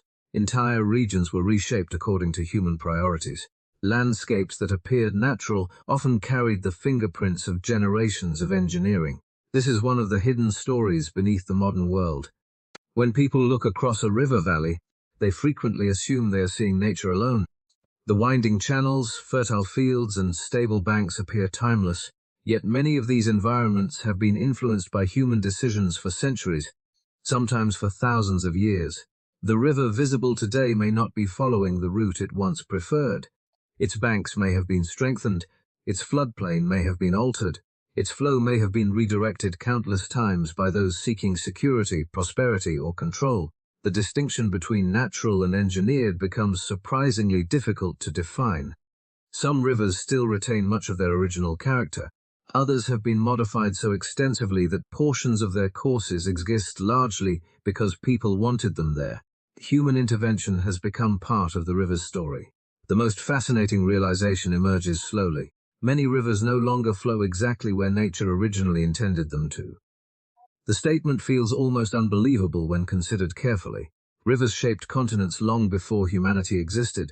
They carved valleys, transported sediments, responded to forces operating across immense spans of time. Yet within a relatively brief period, human societies began altering pathways that had developed naturally over millions of years. The power of that change is extraordinary. For the first time, rivers encountered a force capable of intentionally redesigning portions of their journey. This achievement deserves admiration. The engineering knowledge required to manage waterways often represented some of the greatest accomplishments of ancient and early modern societies. Entire civilizations devoted immense effort to understanding and working with rivers. Yet alongside the success came a growing awareness of complexity. Every intervention produced consequences. Flood prevented in one location could increase risk elsewhere. A channel redirected for transportation might alter ecosystems downstream. A reservoir providing stability could also change the natural movement of sediments. The rivers responded to every decision. Humanity was learning an important lesson. Altering a river rarely affects only a single place. Water connects landscapes together. Changes introduced in one region can ripple outward across entire systems. Even so, the ambition continued growing. Each generation inherited greater knowledge than the one before it. Engineering projects expanded in scale, technologies improved, confidence increased.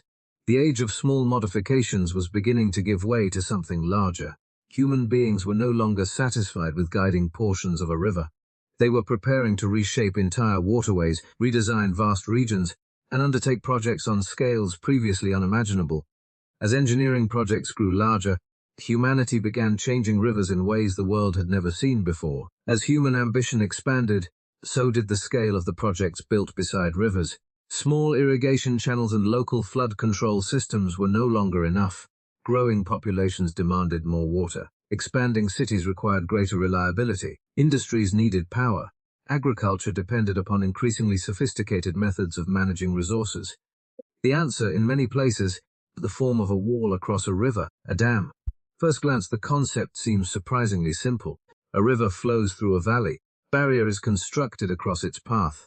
Water accumulates behind it, creating a reservoir that can be stored, controlled, and released when needed.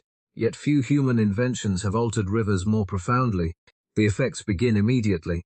Water that once continued downstream without interruption is held in place. Reservoirs spread across landscapes, sometimes covering valleys, forests, and former settlements beneath vast artificial lakes.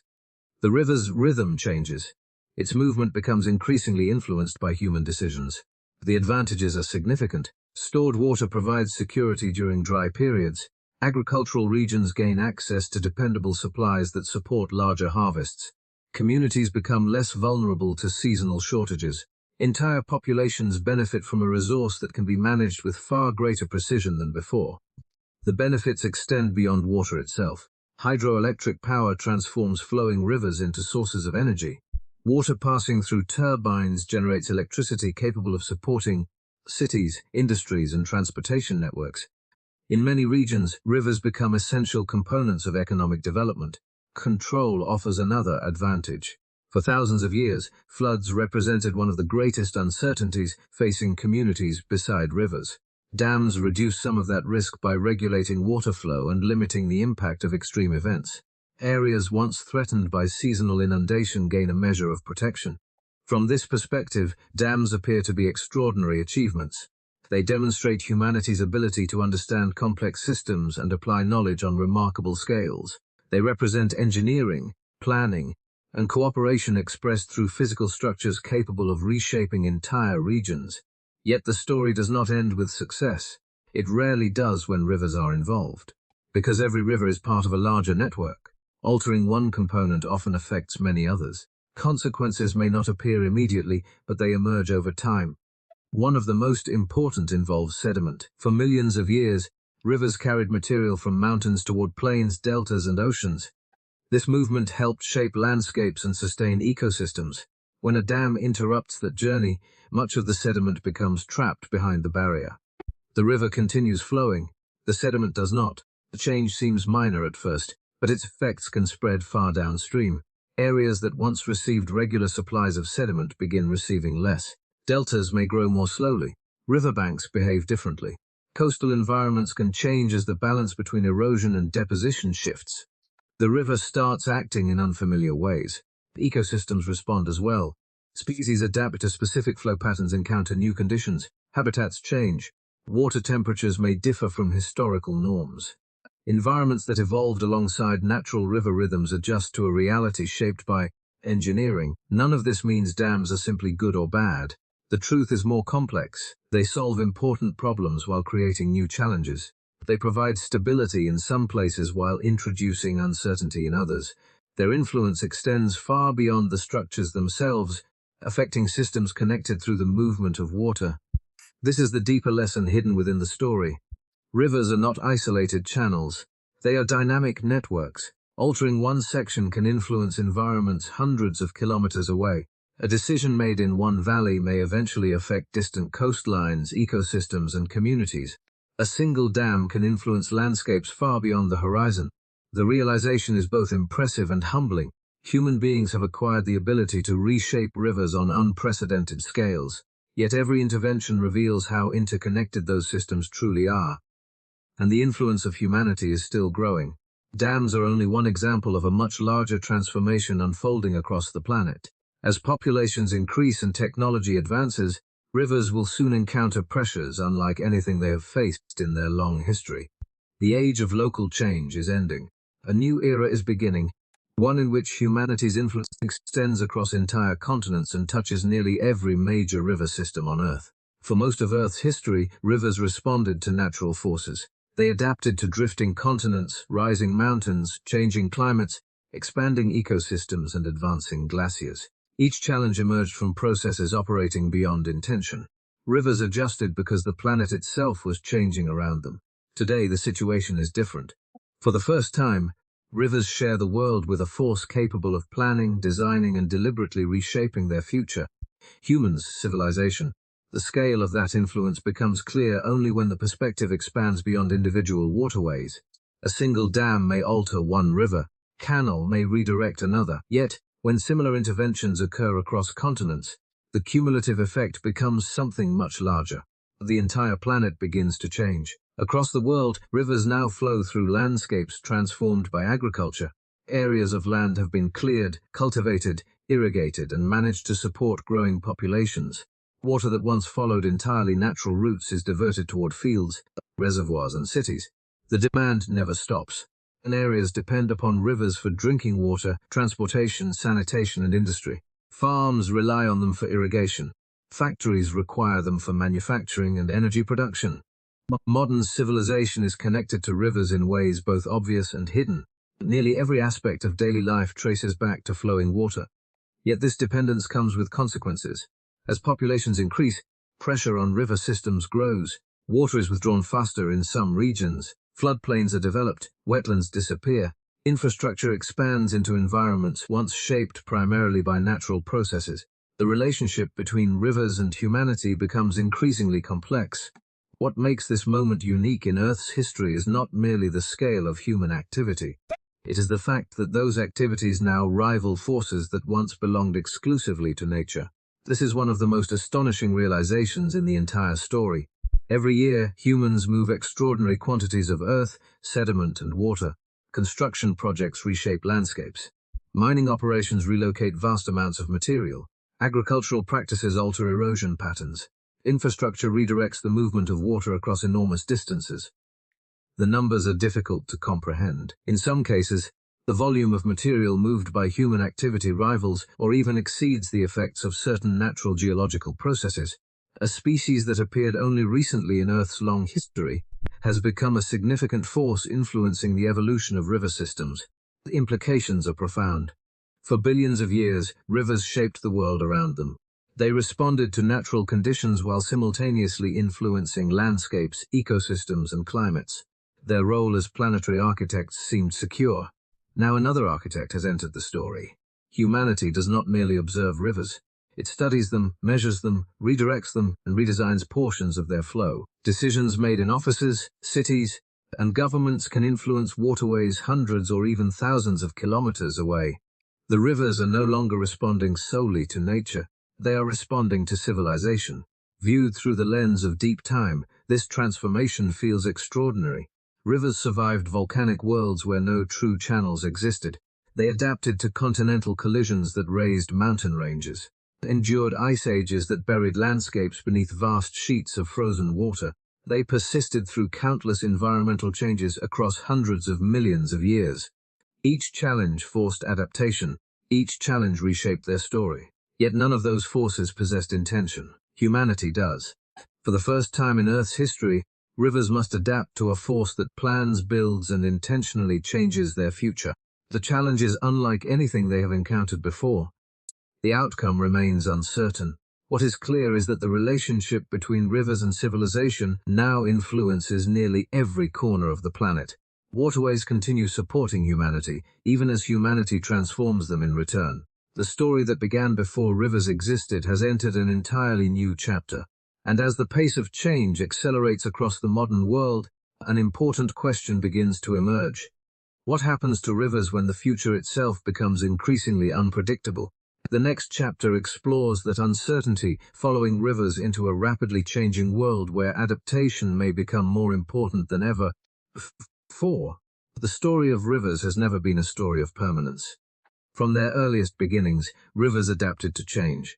They emerged from unstable landscapes, survived shifting continents, endured ice ages, and adjusted to the spread of life across the planet. Again and again, environmental conditions transformed, and rivers transformed with them. Now they are entering another period of transition. Unlike many earlier chapters, this one unfolds within a world familiar to us. The mountains, valleys, cities, and coastlines appear recognizable. Yet beneath that familiarity, subtle changes are taking shape. The conditions that influence rivers are evolving once again. The climate is changing. As temperatures shift, rivers respond in different ways depending on where they flow. In some regions, rainfall becomes more intense. Storms deliver larger quantities of water over shorter periods.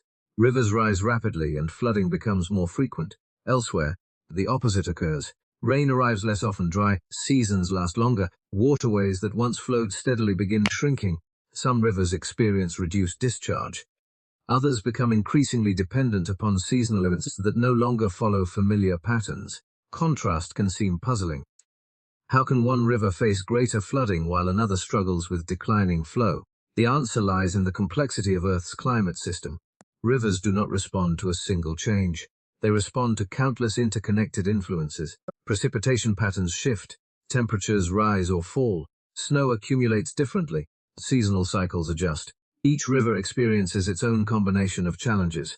The effects extend far beyond rainfall. In mountainous regions, glaciers that have supplied water for generations continue changing. Some retreat, releasing additional meltwater into river systems. Others diminish over time, reducing long-term contributions to downstream flow. The consequences can unfold gradually, influencing communities far from the ice itself. Even the timing of water movement begins to change. Snow that once remained frozen until late spring may melt earlier. Seasonal floods can arrive at different times. Established patterns that guided human planning for generations become less predictable. The rivers are still flowing. They are behaving differently.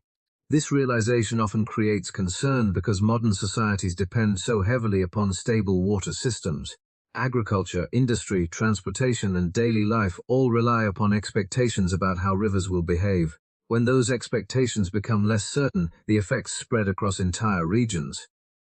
Yet there is another perspective worth considering. Rivers have always adapted. Throughout their history, climate shifts repeatedly altered waterways around the world. Ancient rivers adjusted to frozen landscapes. Others responded to warming climates and rising seas. Environmental change is not new within the story of flowing water. The difference today lies elsewhere. Pace of some changes appears unusually rapid compared to many natural transitions of the past. At the same time, more people than ever depend upon predictable river systems. A change that might once have affected a handful of communities can now influence millions. The challenge belongs not only to rivers but also to civilization. This is why the story is not primarily about catastrophe. It is about uncertainty. Rivers remain among the most adaptable systems on Earth. They continue responding to changing conditions as they always have. Channels migrate, flows adjust, landscapes evolve. The resilience that carried rivers through previous chapters remains part of their character today. What is changing are the conditions shaping that resilience. The future may not resemble the past in every detail. Long-established patterns can shift. Familiar waterways may behave in unfamiliar ways. The rivers of tomorrow may not be identical to the rivers people know today. Yet change itself has always been part of their story. The deeper lesson hidden within Earth's history is that adaptation often follows transformation. Rivers evolve because the world around them evolves. And as environmental conditions continue changing, an important question begins to emerge. How will human societies respond when the waterways they depend upon start following new patterns shaped by a changing world? When people think about rivers, they often think about permanence. A river appears on a map. It flows through familiar valleys. Generations grow up beside it. Entire cultures come to regard it as a fixed part of the world. The water changes every moment. The river itself feels eternal. Earth's history tells a different story. The deeper we travel into the past, the more clearly we see that rivers are not symbols of permanence. They are symbols of adaptation. This lesson begins at the very start of the story. There was once a world without rivers at all. Rain fell onto barren landscapes. Water wandered across unstable terrain without finding lasting pathways. The organized drainage systems that seem so natural today had not yet appeared. Then conditions changed. The land became stable enough to preserve channels. Water began remembering its roots. Tiny pathways evolved into networks. Networks expanded into river systems. Something entirely new emerged from circumstances that once seemed impossible. Pattern repeated again and again. Continents drifted across the planet. Mountains rose from collisions between enormous landmasses. Ancient drainage systems vanished. New ones appeared. Rivers adapted to landscapes that never stopped changing beneath them. At times, entire worlds seemed transformed. Glaciers advanced across vast regions, burying valleys beneath ice. Waterways disappeared from the surface. Some rivers flowed beneath frozen landscapes. Others were redirected by advancing ice sheets. Yet when conditions changed again, found new paths forward, life altered the story as well. The arrival of microscopic organisms influenced erosion. Plants stabilized riverbanks, changed the structure of the land. Ecosystems expanded around waterways. Rivers adapted to these biological revolutions just as they had adapted to geological ones. Every chapter reveals the same truth. The rivers survived because they changed. This realization may be the most important lesson hidden within deep time. People often imagine resilience as resistance. Something survives because it remains unchanged while challenges pass around it. Rivers demonstrate another form of resilience entirely. They endure because they are willing to transform. A channel shifts. A floodplain expands. Drainage system reorganizes. The river remains even when its form evolves. That perspective offers something surprisingly hopeful. Modern discussions about environmental change often focus on uncertainty. Questions arise about how rivers will behave in the future, how climates may shift, and how landscapes might respond. Those concerns are real. Yet Earth's history provides a broader context. Rivers have encountered uncertainty before. Again and again, conditions emerged that might have appeared impossible to anything experiencing them for first time. Continents moved, oceans changed, ice covered entire regions, ecosystems transformed. Through every challenge, rivers adapted. Their greatest strength has never been stability.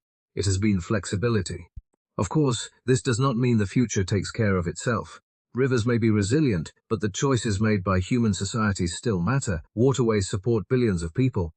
Decisions about land use, conservation, infrastructure, and resource management influence how rivers evolve in the centuries ahead. Adaptation is a partnership. Nature adjusts, and people respond. The deeper message of river history is not that change should be ignored. It is that change has always been part of the story. The world people know today emerged through countless transformations layered across immense spans of time. Deep time is not merely a record of the past. It is a source of perspective. The same rivers that helped shape ancient landscapes continue flowing through the modern world. Their story connects distant ages to the present moment.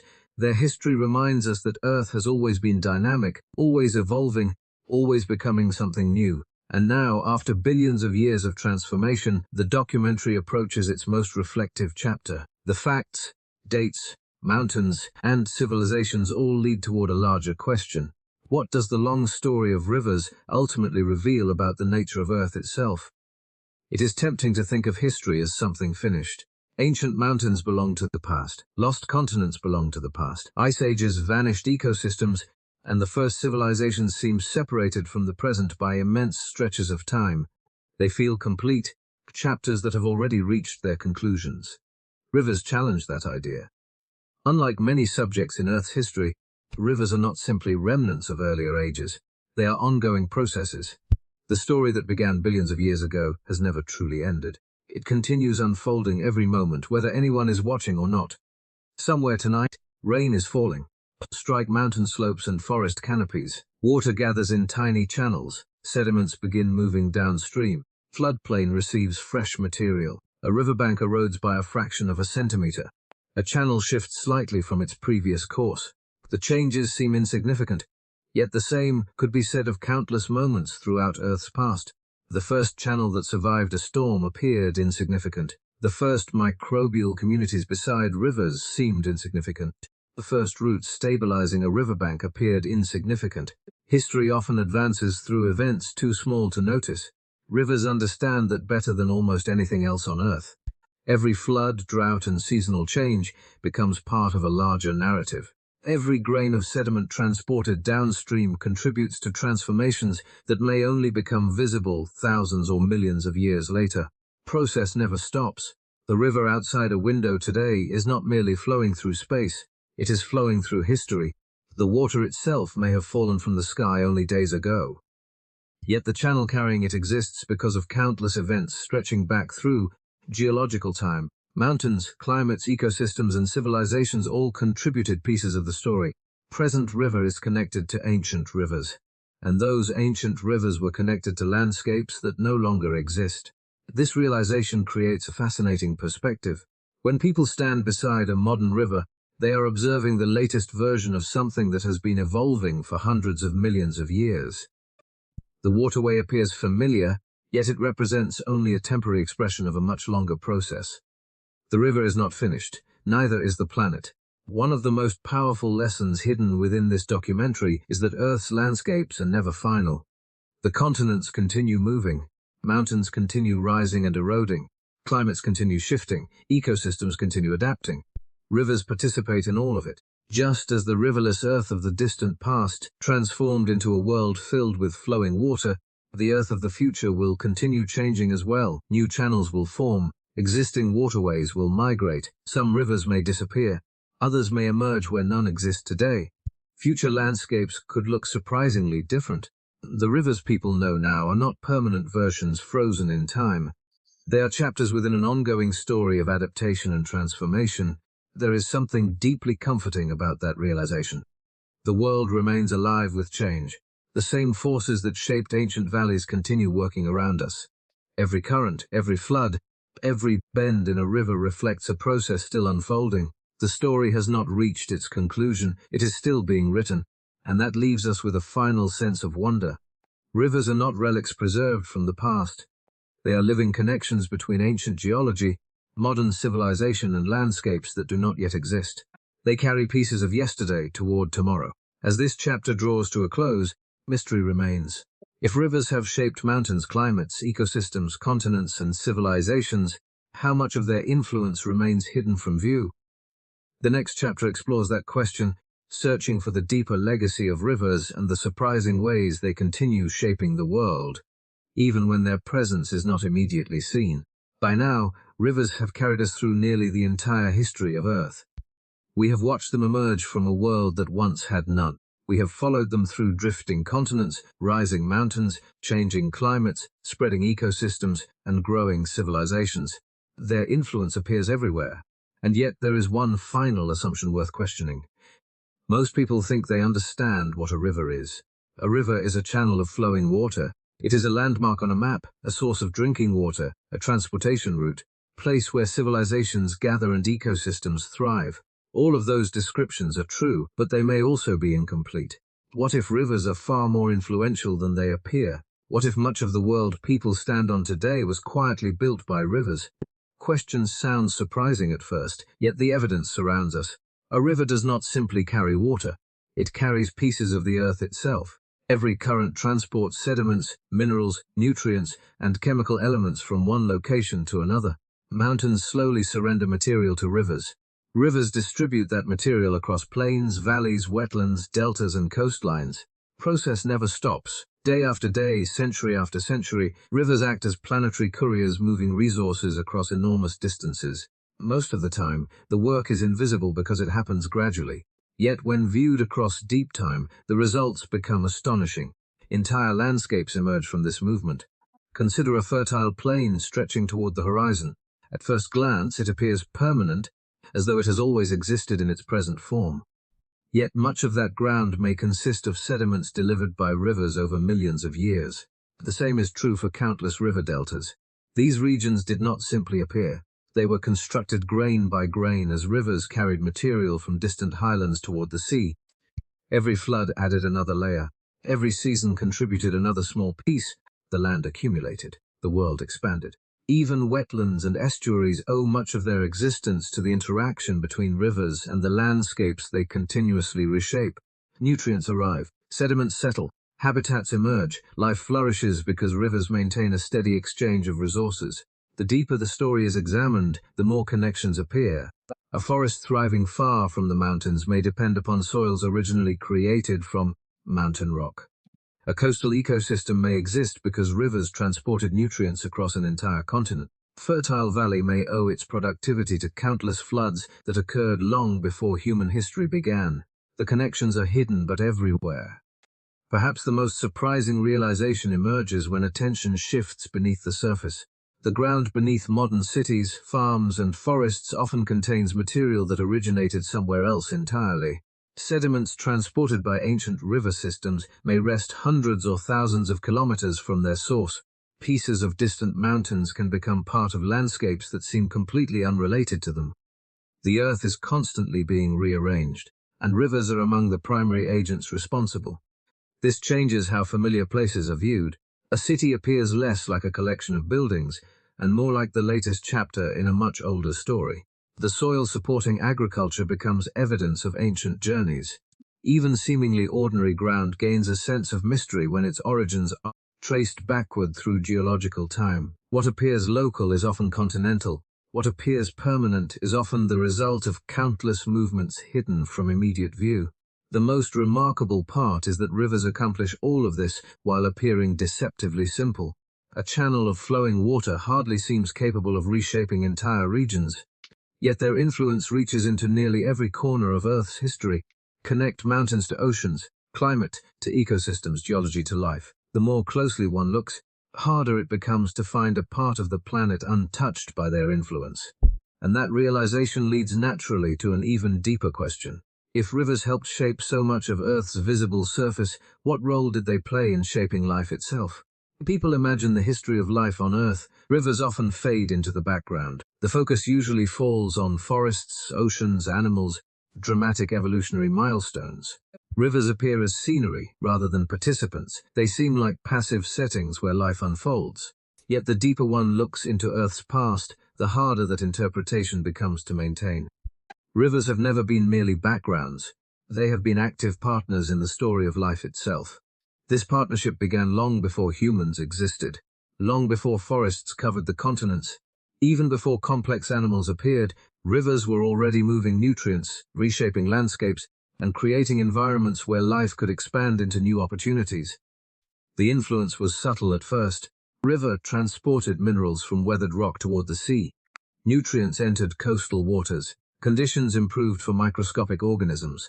Tiny biological changes accumulated over immense spans of time. The effects spread outward. As river systems expanded, connected distant environments. Materials from mountains reached plains. Nutrients traveled across continents. Ecosystems that might otherwise have remained isolated became linked through the movement of water. Life benefited from those connections. Plains provide one of the clearest examples. To human eyes, floods often appear destructive. Water spreads across the land. Channels overflow. Landscapes temporarily disappear beneath moving currents. Yet floodplains are also among the most productive environments on Earth. Each flood delivers nutrients, sediments enrich the soil, new habitats emerge, plants thrive, animals gather. Entire communities of organisms depend upon cycles maintained by rivers. The same pattern appears elsewhere. Wetlands develop where water lingers. Marshes, swamps, and seasonal flood zones become centers of biological activity. Countless species find food, shelter, and breeding grounds within these environments. Life flourishes because rivers continuously redistribute resources. The influence extends beyond individual ecosystems. Rivers also create pathways. Animals often follow river valleys during migration. Plants spread along waterways. Species expand into new regions by using rivers as natural corridors through the landscape. What begins as a channel carrying water becomes a route connecting living communities. The deeper story is even more fascinating. For millions of years, rivers may have influenced evolution itself. The idea sounds surprising at first. Evolution is usually associated with genetics, adaptation, and natural selection.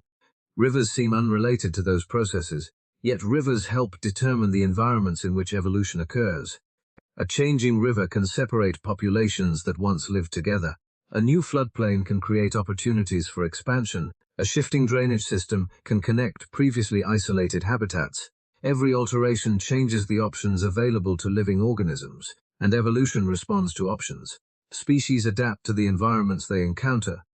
When rivers reshape those environments, they indirectly influence evolutionary pathways. The effects may unfold slowly, but over geological time they become significant. Life adapted to rivers. Rivers were also helping guide the future of life. This realization transforms how the relationship is understood. The connection works in both directions. Rivers shape ecosystems, yet ecosystems shape rivers. Plant roots stabilize banks. Organic matter influences soils. Wetlands alter water movement. Living organisms modify the landscapes through which rivers flow.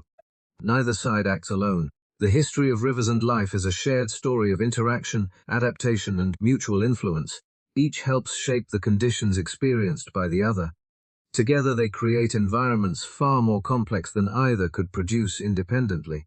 The result is a planet rich with diversity. Forests, wetlands, floodplains, estuaries, and countless other ecosystems all carry the signature of this partnership.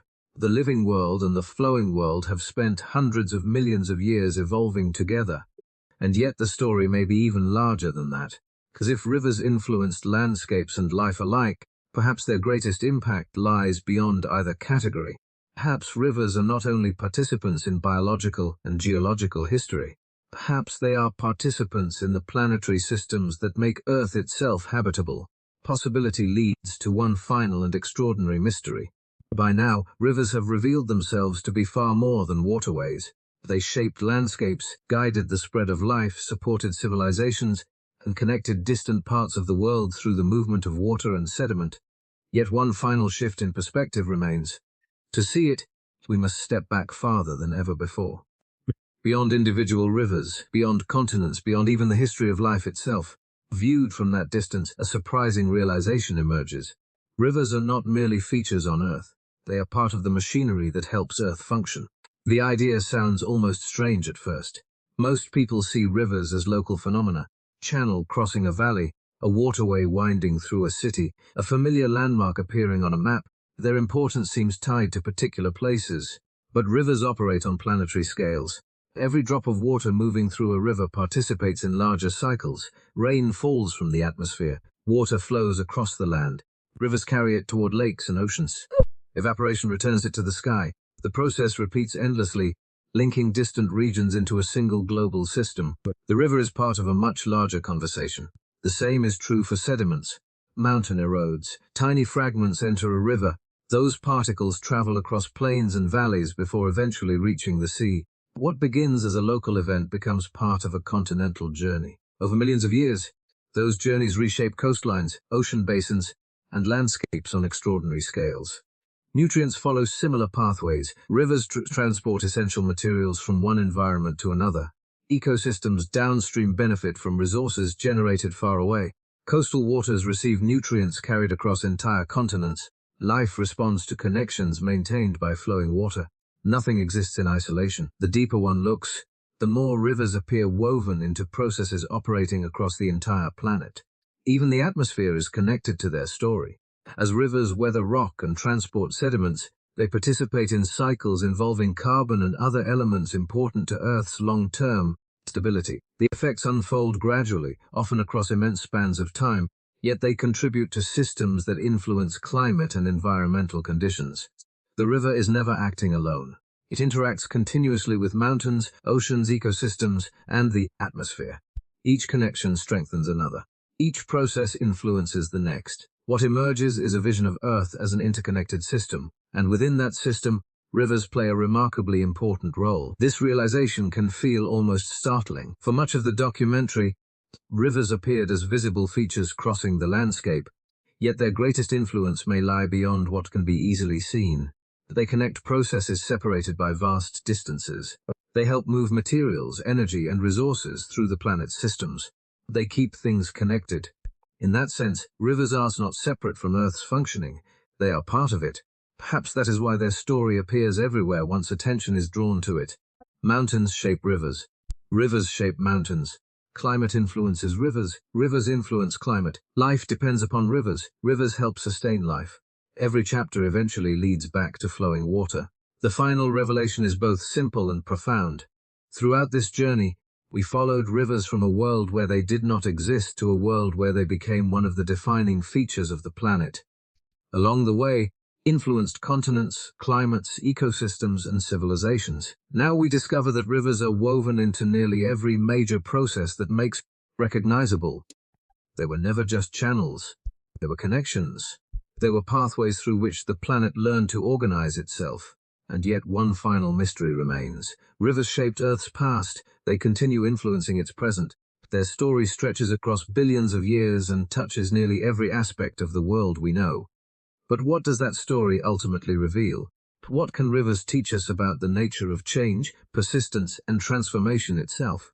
The final chapter leaves geology behind and turns toward that deeper question, seeking meaning within one of the longest and most remarkable stories Earth has ever told. The story began with an absence. At the opening of this journey, we traveled back to a world that feels almost impossible to imagine today. Oceans already existed, rain fell from the sky, continents rose above the water. Yet something familiar was missing. There were no true rivers.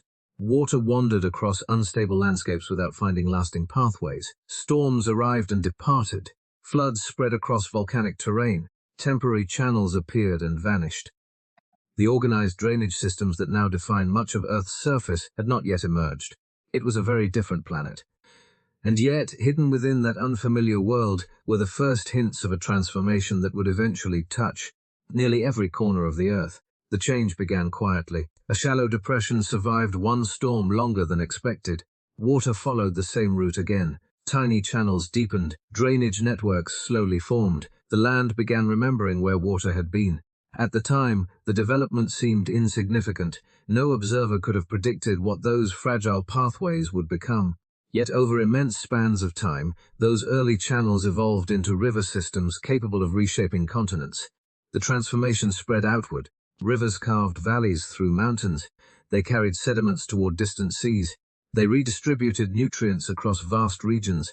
They connected landscapes that had once remained isolated from one another. The world grew more complex. Floodplains emerged, deltas expanded, lands developed, new habitats appeared. Life found opportunities within environments that rivers helped create. Ecosystems diversified as flowing water linked distant parts of the planet into larger networks. The rivers became architects. Then came another chapter. Life moved onto the land. Plants spread across riverbanks, roots stabilized soils. Rivers and ecosystems began shaping one another through a partnership that continues to this day.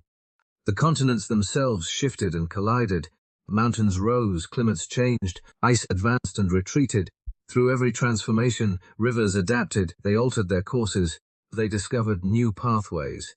They responded to conditions that would have seemed impossible in earlier ages.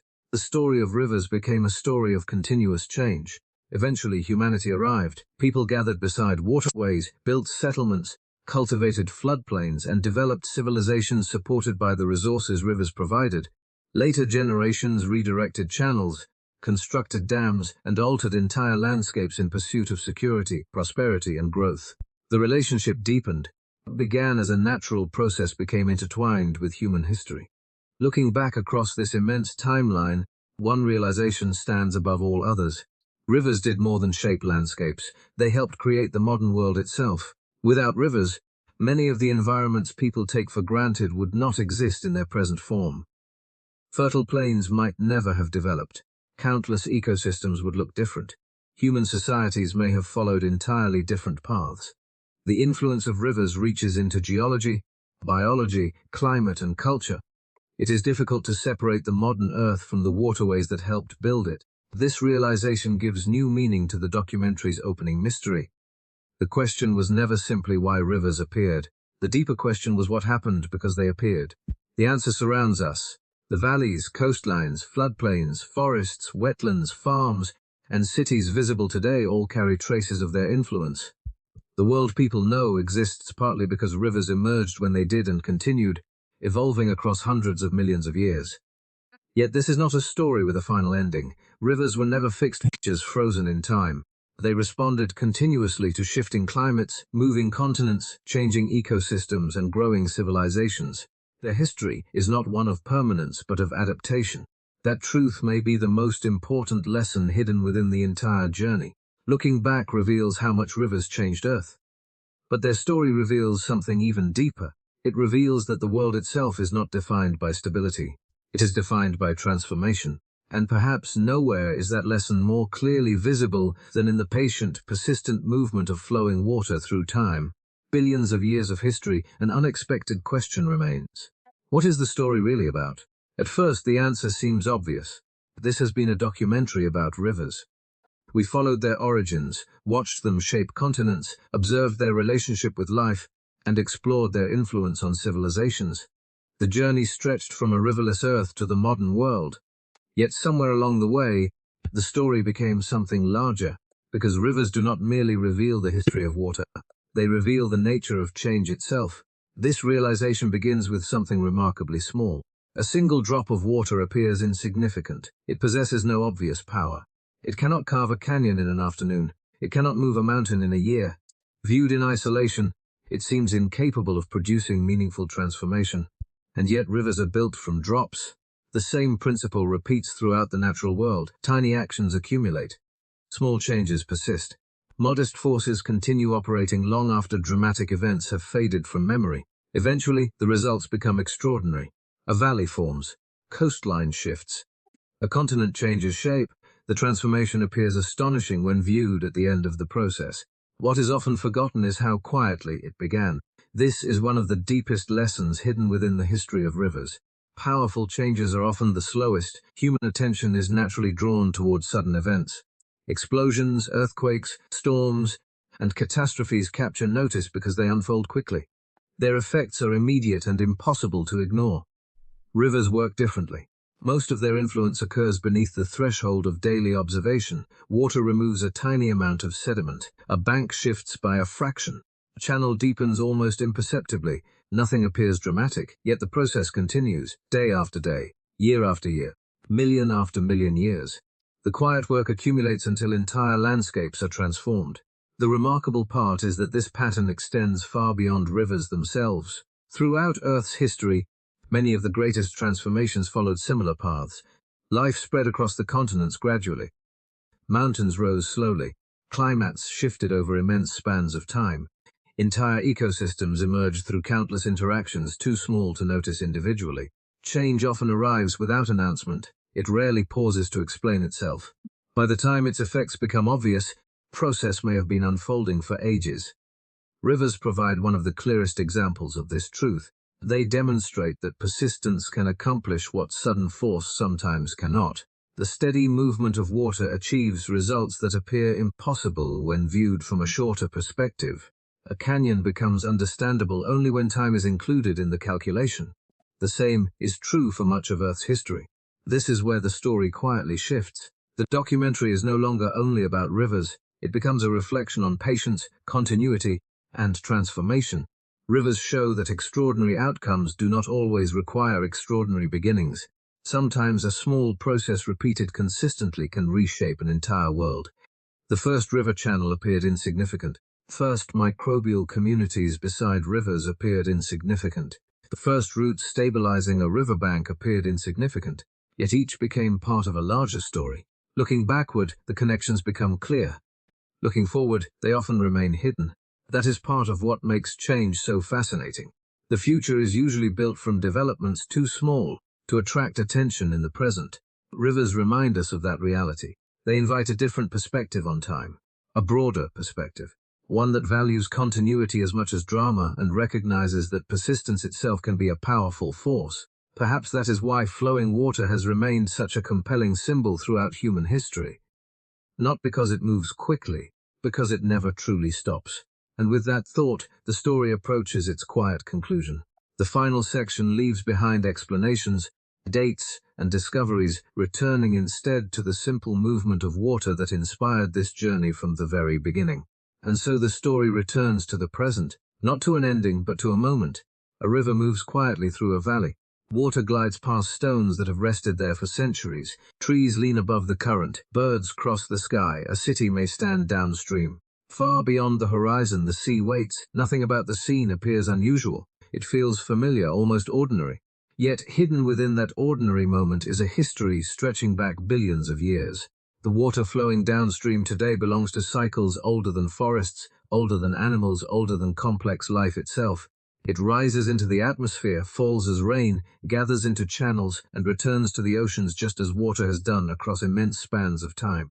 The journey continues. A grain of sediment drifts along the riverbed. It may eventually settle upon a floodplain, become part of a delta, reach the sea. Countless grains completed similar journeys before it. Countless others will follow.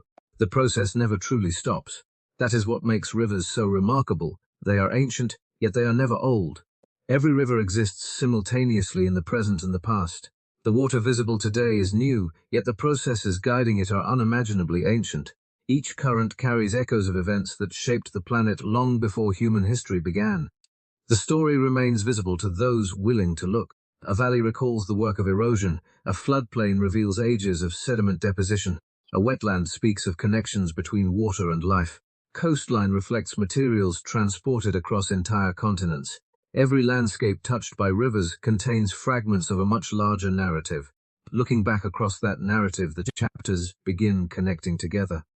There was the riverless earth, where rain wandered across unstable terrain without finding permanent paths. There were the first fragile channels that survived long enough to guide future water. There was the rise of life beside riverbanks and the partnership that transformed both land and water. Continents drifted, mountains rose, climates changed, glaciers advanced and retreated. Civilizations appeared along fertile valleys and eventually learned to redirect the rivers that supported them. Each chapter seemed separate while it unfolded. Now they appear as parts of a single continuous story. Perhaps that leads to the final revelation. The first rivers are gone. The channels themselves vanished long ago. Ancient landscapes disappeared. The drainage systems were altered, buried, redirected, or erased by the passage of geological time. Yet in another sense, first rivers never disappeared at all. Their legacy survives everywhere. It survives in every valley carved by flowing water. It survives in every floodplain built from transported sediment. It survives in ecosystems nourished by rivers and in civilizations that grew beside. Most of all, it survives in the rivers flowing today. Modern waterways are not separate from their ancient predecessors. They are descendants of processes that began billions of years ago. Every river carries forward a story that has been unfolding since Earth first learned how to organize water across its surface. The story never ended. It simply became the world people inhabit. There is something comforting in that thought. The same forces that shaped distant ages continue operating around us. Water still falls from the sky. Rivers still carry sediments toward the sea. Landscapes continue evolving. The planet continues changing. And somewhere at this very moment, a river is moving toward the horizon. Its water follows a path shaped by deep time. Its journey connects ancient worlds to future ones. The destination may change, the channel may shift, the landscape may transform, but the flow continues. There is no final chapter after this one. The story simply carries on wherever water is still moving across the earth.